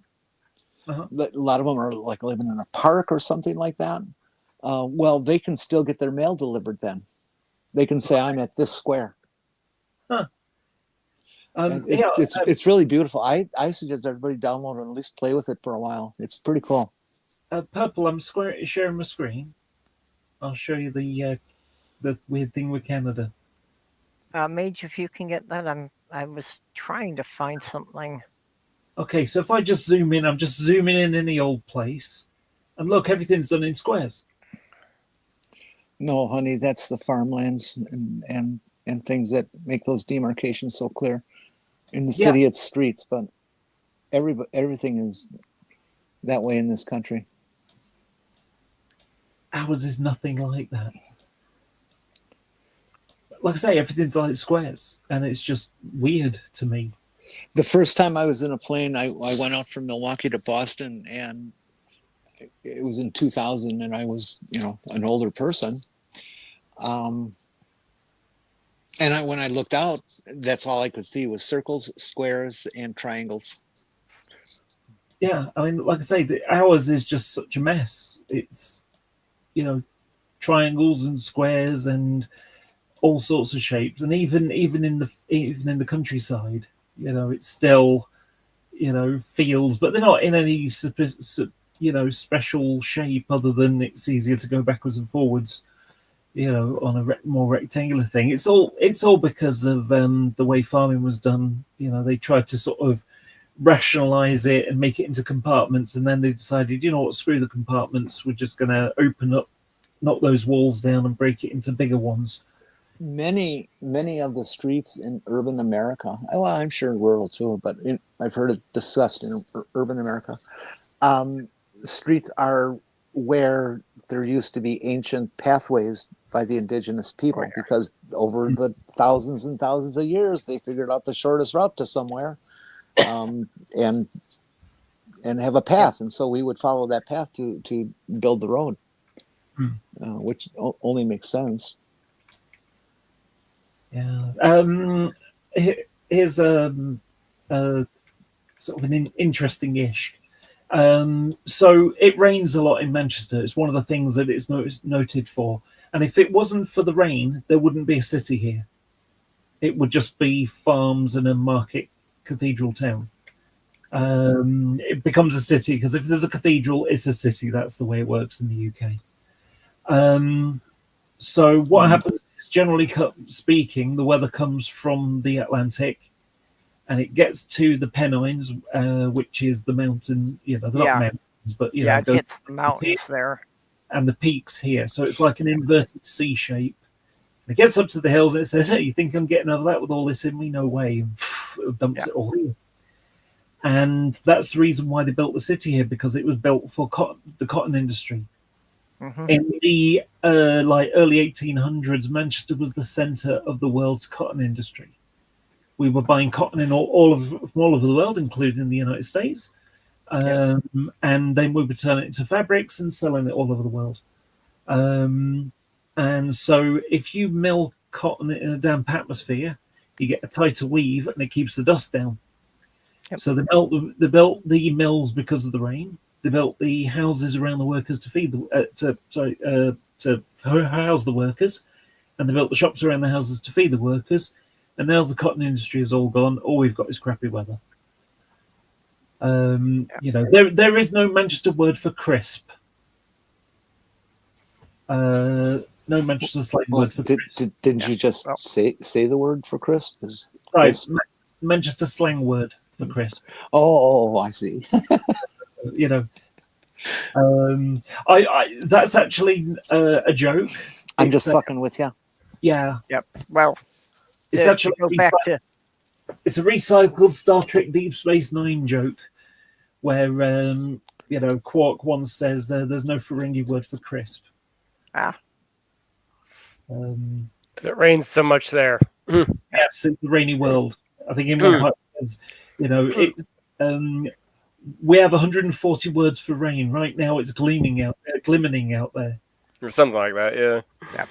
I understand the Inuit up in northern Canada, Alaska, have like 50 different names for snow, depending on what kind of snow and when it's happening and all kinds of things. It was a play on that. Yep. But, which that makes sense. You live up there and have to deal with it every day. You're going to want to be accurate in your descriptions. Yep. Back to Mage's thing of identifying geography is what led me to make this meme. Most Americans aren't able to identify their own state on a blank map. Do you ever see that gag that people do? They take like the northwest portion of France, and they have it as another image, and then they attach it to the French coast and have people look at it and tell what's wrong with it, and they don't even realize that there's another country been added to Europe. and of course it's not, and people call it Lingenberg, that are playing the joke. Apparently it's a popular joke in Europe, but I like to confuse Americans with it too. Well, and I could kind of excuse Americans for not being able to identify even all the countries in Europe, but it is true that most Americans can't pick out their own state on a blank map of the North America.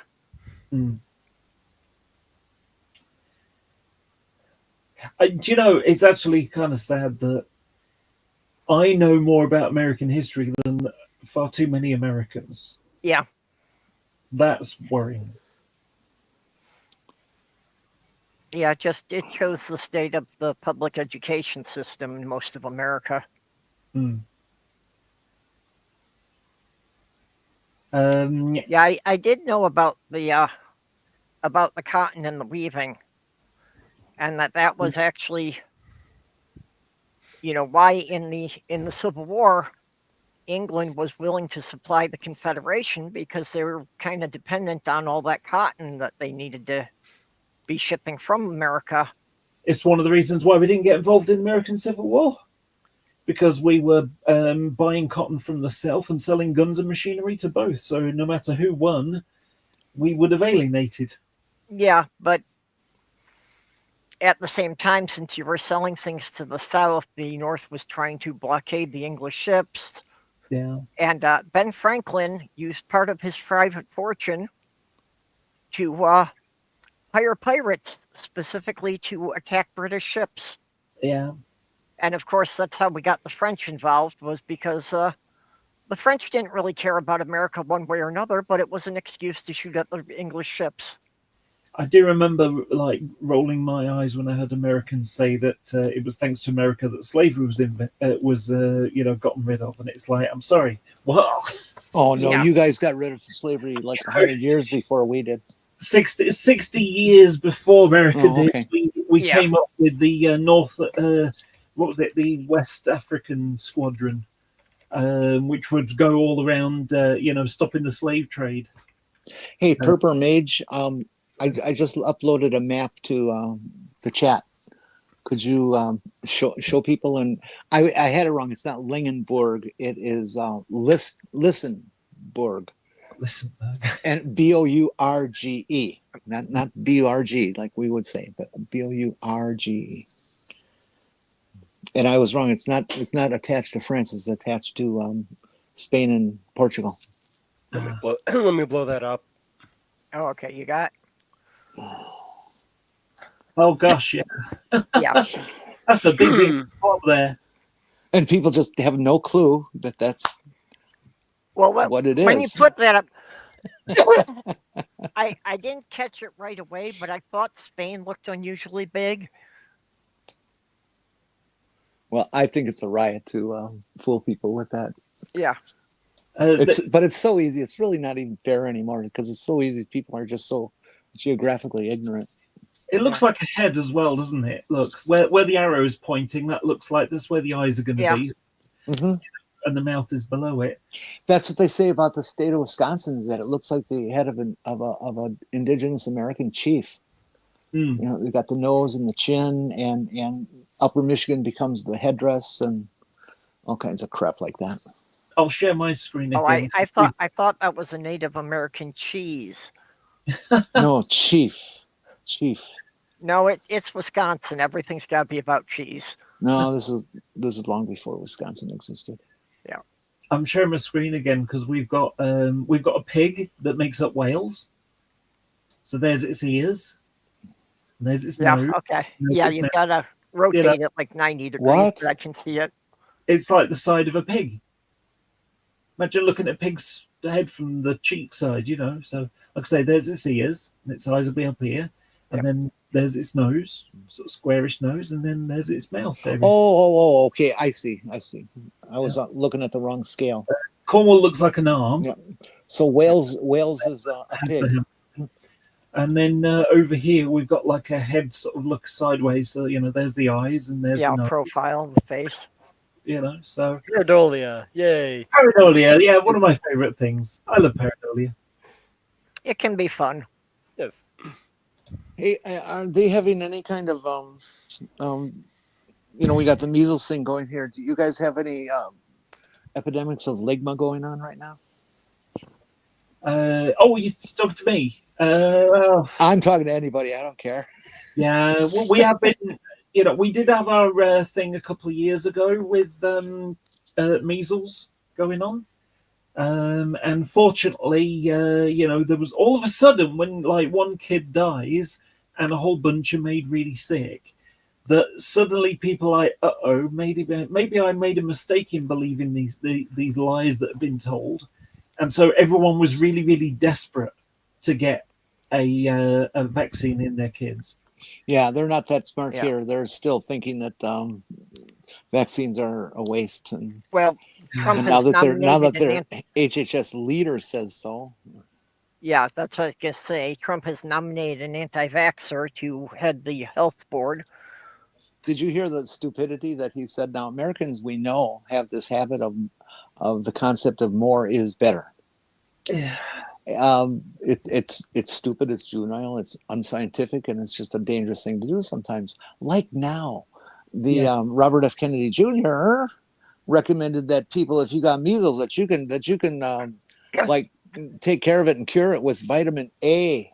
Yeah. And so Americans are loading up on their children with vitamin A, and it's toxic great. in Yeah, great quantities. it'll destroy your liver. No, And so they got ERs filled with children with vitamin A toxicity. no. Where that comes from is that in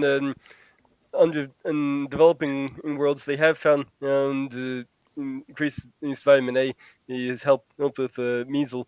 However, that's due to malnutrition, not. Yeah, that makes sense. Yep, that does make sense. Yeah, that if they were malnourished to begin with and they get some vitamins, then their system could be a little stronger to fight it off. I take a daily vitamin.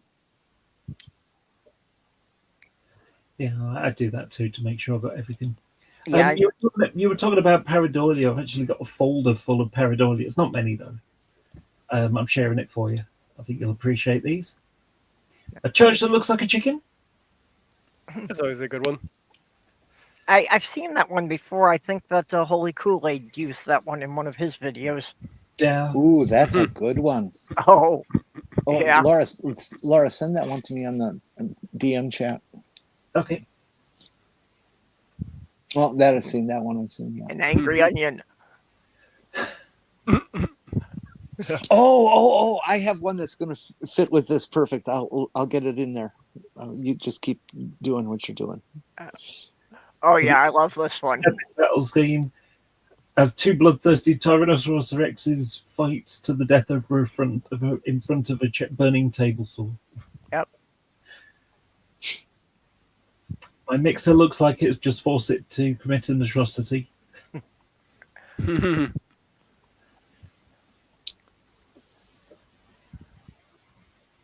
Let's see. Twitter and that and this. And find it. That's an angry bag. Yeah. It does look like it's a Muppet. Yeah. Oh, that's a picture of me. Just a piece of modeling. It's like, it just looks like, a mouth and two eyes.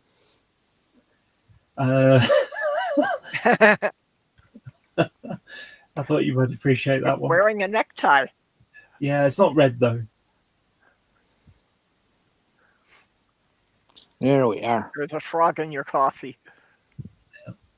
Nom nom nom nom. Okay, grab the photo I just uploaded and give me a sec. I've almost finished. Don't worry. Well, yeah, but they can still get it. There you go. Skeptical trousers. Ooh, suspicious. Yeah. That's someone else, and that's the last one. That's a neat collection. You might want to add this to it. Put it next to your Scream picture. Where am I looking? Oh yeah, I saw Jenni had posted this one. The guy put it on Twitter. Taillight. The guy put it on Twitter and said, "Okay, what's the first thing you think of?" And I was the Scream to me. Yeah, the painting. It shocked. Oh well, if I can get my legs out from under the kitty cat, I have to get up for a minute. You can just kind of like push it off your legs. No, that's illegal.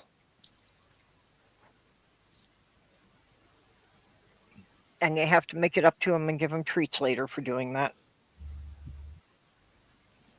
You are pussy whipped. Hey, I've got the world's greatest roommate. I'm not going to ruin it. And there's one I found. Oh yeah, that's lovely. That's a church in Illinois. Oh yes, I've seen that one as well. In fact, I yeah. have that one. There's a building in Milwaukee that is the just this clinic. It's like a 5-story building that all it is a orthopedic clinic, And if you see it from above, it looks like you're looking at a vertebrae from above. Yeah.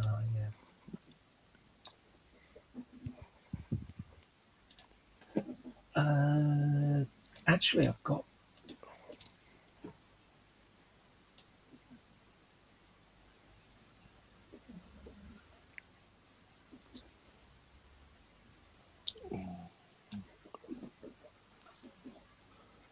Desktop stuff.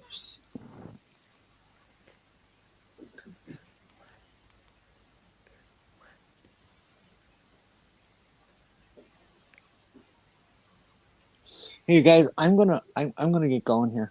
We've been gone 3 hours here, and I have some stuff I got to do, and I really got to take a raging piss. So I think this is a good time for me to end my portion of this cavalcade of humor. Okay. Anything you want to say before heading out? No, but maybe Laura would like to come to the anime tomorrow night. Oh, that sounds like And you other people in the chat can do it too. What time do you start? Would want to be midnight Eastern Standard Time. I'm not sure what that would be for you. Okay, yeah, that's fine. I'll probably be awake. It'll probably be in pain, but it'll wake up. Yeah, I'll usually put the link in the DM group about 30 minutes ahead of time. Right. I'll try and remember. That'll be tomorrow. Yeah. So, hang on, wait a minute. What time is it there right now? It's almost 7 p.m. Or no, 6:30 p.m. Excuse me. So 6:30. All right. Yeah, you're 5 hours. We had the daylight savings change. Yeah, I know. So the clock last week, at the weekend. Yeah. And I know that sometimes America changes a week after we do. Yeah, we should all be synced up now. Yeah, we actually did the change before you did. Ah, right. So it was already screwed up for a while, and now that you've changed it, now we're set back to how we normally are. Forgive me for doing it's an offshoot of something. Before I got involved in certain things, I used to sort of debate isn't really, leave comments under 9/11 truther videos. And I think one of the most ridiculous ones I ever heard was, so if you're familiar with these things, World Trade Center 7 fell down, and before it did, the BBC, someone from the BBC was saying about the building had fallen down, and over a shoulder you can see the building still there. And what she starts off by saying is details are sketchy, but we've heard that a third building's collapsing, Solomon Brothers building, yada yada yada. And details are sketchy is newspeak for unconfirmed story, unconfirmed report. And apparently what happened was that Reuters, the news agency, put it out that the building had collapsed, and it was actually it was going to collapse. Possibly a busy office room, and there's people talking. They didn't quite hear him properly, and like building number 7's going to come down. Building 7's come down. Yes, off it goes into the internet ether.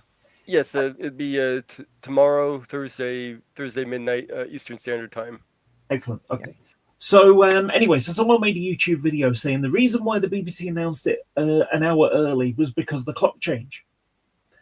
And I left a comment and I said, good conspiracy, bit of a problem. The clocks change in October. This was November, of course.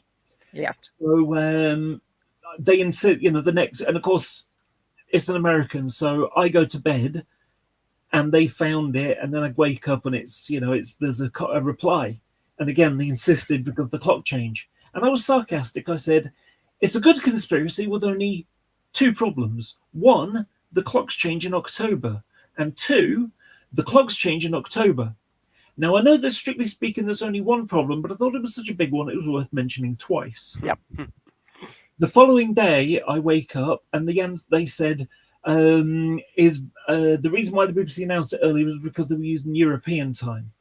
So the BBC at 0 hours GMT would talk to their New York office. Sorry, would use European time at +1 hours to talk to their New York office at -5 hours in a room full of clocks. Because the BBC Television Centre newsroom was a circular room in Television Centre, and all the way around it were a series of clocks with different time zones under them. So if you want to know what time is in India, you look to your right, you can see what time it is in Delhi. If you want to know what time it is in New York, you look to your left, it says, what time in New York. You look further to your left, it's San Francisco. Yeah. And really all I learned from that is never let reality get in the way of a good conspiracy. He needed to move the time zone that the BBC were using in order to make his conspiracy fit. So I just thought that was hilarious. That's and of course, not only that, when 9/11 happened, the clock changed at the same time, the same day, the same. So for 1 hour at about in the middle of the Atlantic at about 3 a.m. is when the clock changed. So it wouldn't have made any difference either way. But I always find that kind of thing funny. That's what happens when people get embedded in a topic. I'm taking my Jester. Not midnight tonight, but midnight tomorrow. Yes. I'm taking Molly's tail. I'm smacking her with it. When you said tomorrow, it's 11:37 here. So I was assuming you didn't mean in 5 hours time. Yeah, I was saying Eastern time. Yes. Yeah, like in 18 hours. Yeah. 18 hours. That's during the day. Do you mean during the day? No, sorry. More like 30 hours. Full 24 hours. Plus another 5.5. Yeah, time zones are fun. I remember I used to go to America. It would take me 2 hours to get there and 12 to get back. Yep. Because it was 5 hours difference, 7-hour flight. So you turn up 2 hours later than you left. Time zones. Yeah. Time zones are an absolute nightmare for me every year when I'm trying to schedule everyone to fill all the slots for the Christmas marathon. Oh, yes. I am literally trying to schedule people on 4 different continents into one schedule and figure out everybody's time zones. Yeah, I apologize that I couldn't do anything. I was visiting a friend at the time. Oh, no, and that's great. People have places to go.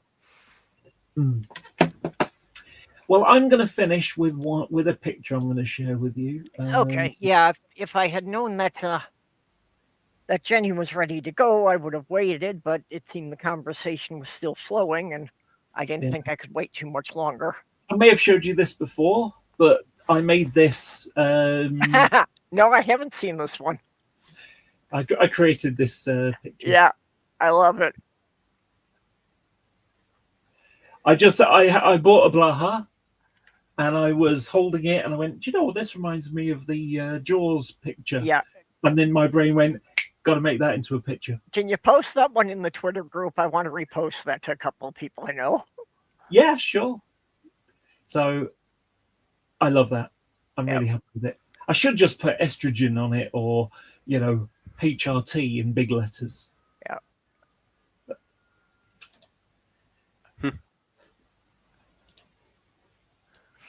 Hi.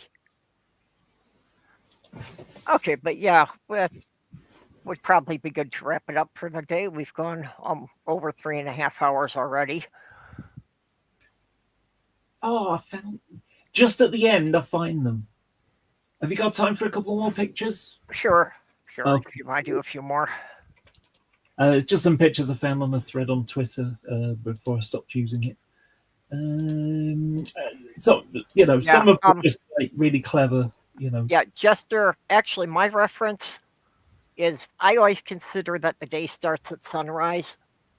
So anything before sunrise, I will still consider part of tonight. Well, this is the sun setting, this first picture. So whenever you're ready. Ooh, that's pretty. Oh, Yeah, just yeah, on the with the shadow of the mountain. yeah. I didn't. that- I defy That's you. actually I defy you and your sign. seagulls don't give a shit. This is Oh, how. sure, they give plenty of shits. It's just tends to be messy. Yeah, it looks like a picture of the ocean. Yeah. Um, So now we know what happened in the minnow. yeah.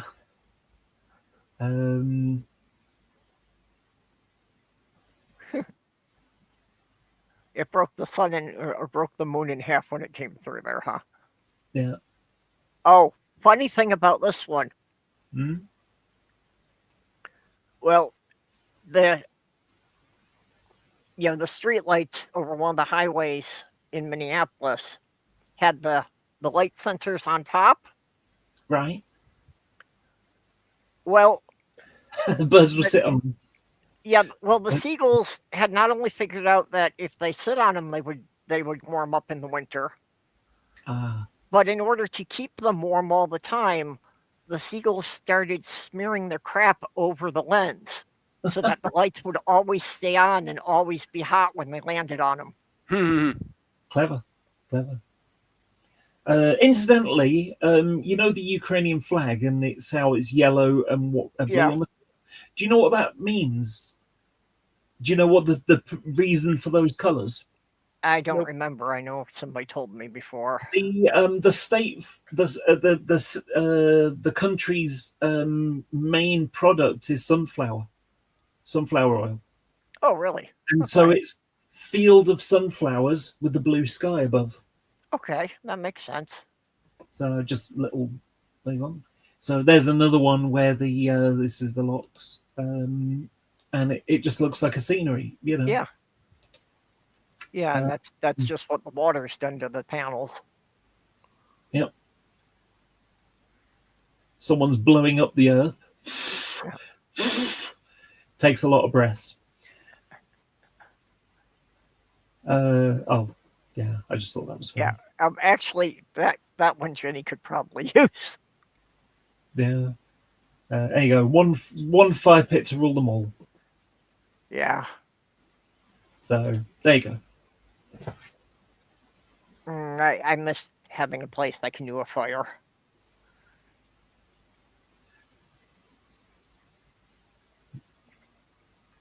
Yeah. Okay, well, Laura, do you have anything you want to, any final words for today? Look after yourselves. That's the main thing. Look after each other. Wait a minute. Did I just tell like Jerry Springer? I don't know. I haven't heard him in years. Well, he's been dead for years now, so that's not surprising.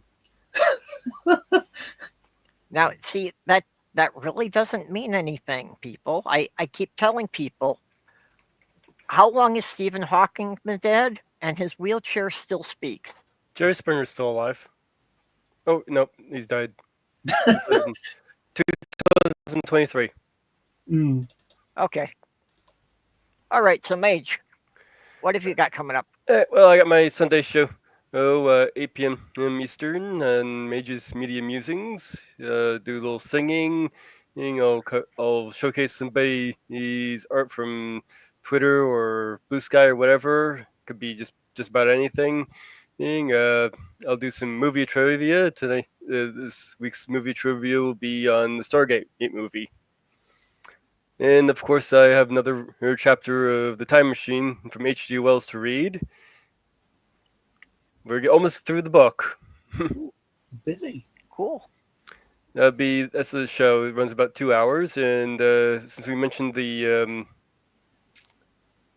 midnight showing for tomorrow, there's my Discord. If you're not in the Twitter DM group, you can go into my Discord right through that link, and I put the links to get into the midnight showing in there in the announcements.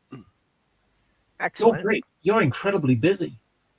Yes, and these aren't my only things. I've also been going on to somebody, you guys named Theta Sword, to do his Phenomena files, which is sort of a paranormal / Ghostbusters supernatural movie kind of thing, which has been kind of on hold lately, unfortunately. Okay, that's still on hold. I was going to ask you if that was scheduled yet. He meant to do it this week, but he forgot. Okay. He's been busy. He just started a part-time job, so. Yeah. For me, all I've done is paint and hurt. Yeah, I wish I could tap you for your painting skills. I would really like to get somebody to custom paint some Lego minifigs for me.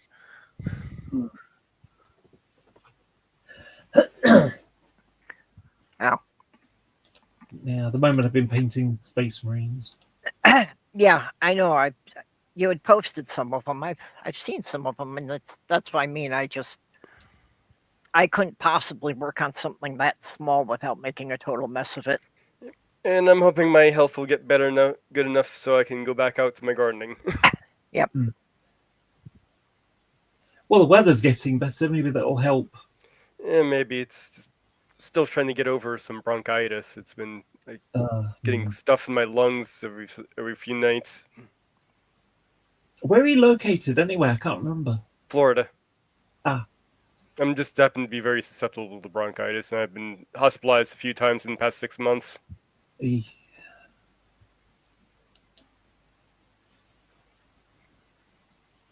Okay, so bronchitis isn't just like an allergy to bucking horses? No, it's basically the bronchial tubes becoming inflamed. I know. I've had it a couple of times myself. One time it was the first time I was in the hospital was pneumonia, so it was even worse. Yeah. Oh, yeah. Well, let's not forget Val Kilmer died today. He died of that pneumonia. Oh, Val Kilmer died? Yeah. Oh, I'll have to go on my show then. I usually showcase these famous people who have died and sing The Parting Glass for them. You must have been busy during COVID. Holy shit. I didn't start it until after. Oh, good. Yeah. Famous people were dropping like flies, like the rest of us. Oh yeah, he did. Yeah, I'll have to. Yeah, he'll definitely have to go onto the list. Well, and on that happy note, we will say goodbye to all of you. Oof. Be good. USA Today. Maybe. Just to thank all of our supporters: Kitty the Atheist, Robert X, Greg Hartwick, Sandy Shore, Skitzcrasher, A Very Stable Milky Stool, Regios, and Junie. Appreciate all of you, sending me a bit to help pay for the StreamYard and help pay my internet bills so that we can keep doing this every week. So we will see you all back here next week at the same time. Bye-bye. Bye, everybody. Be gay, do crime.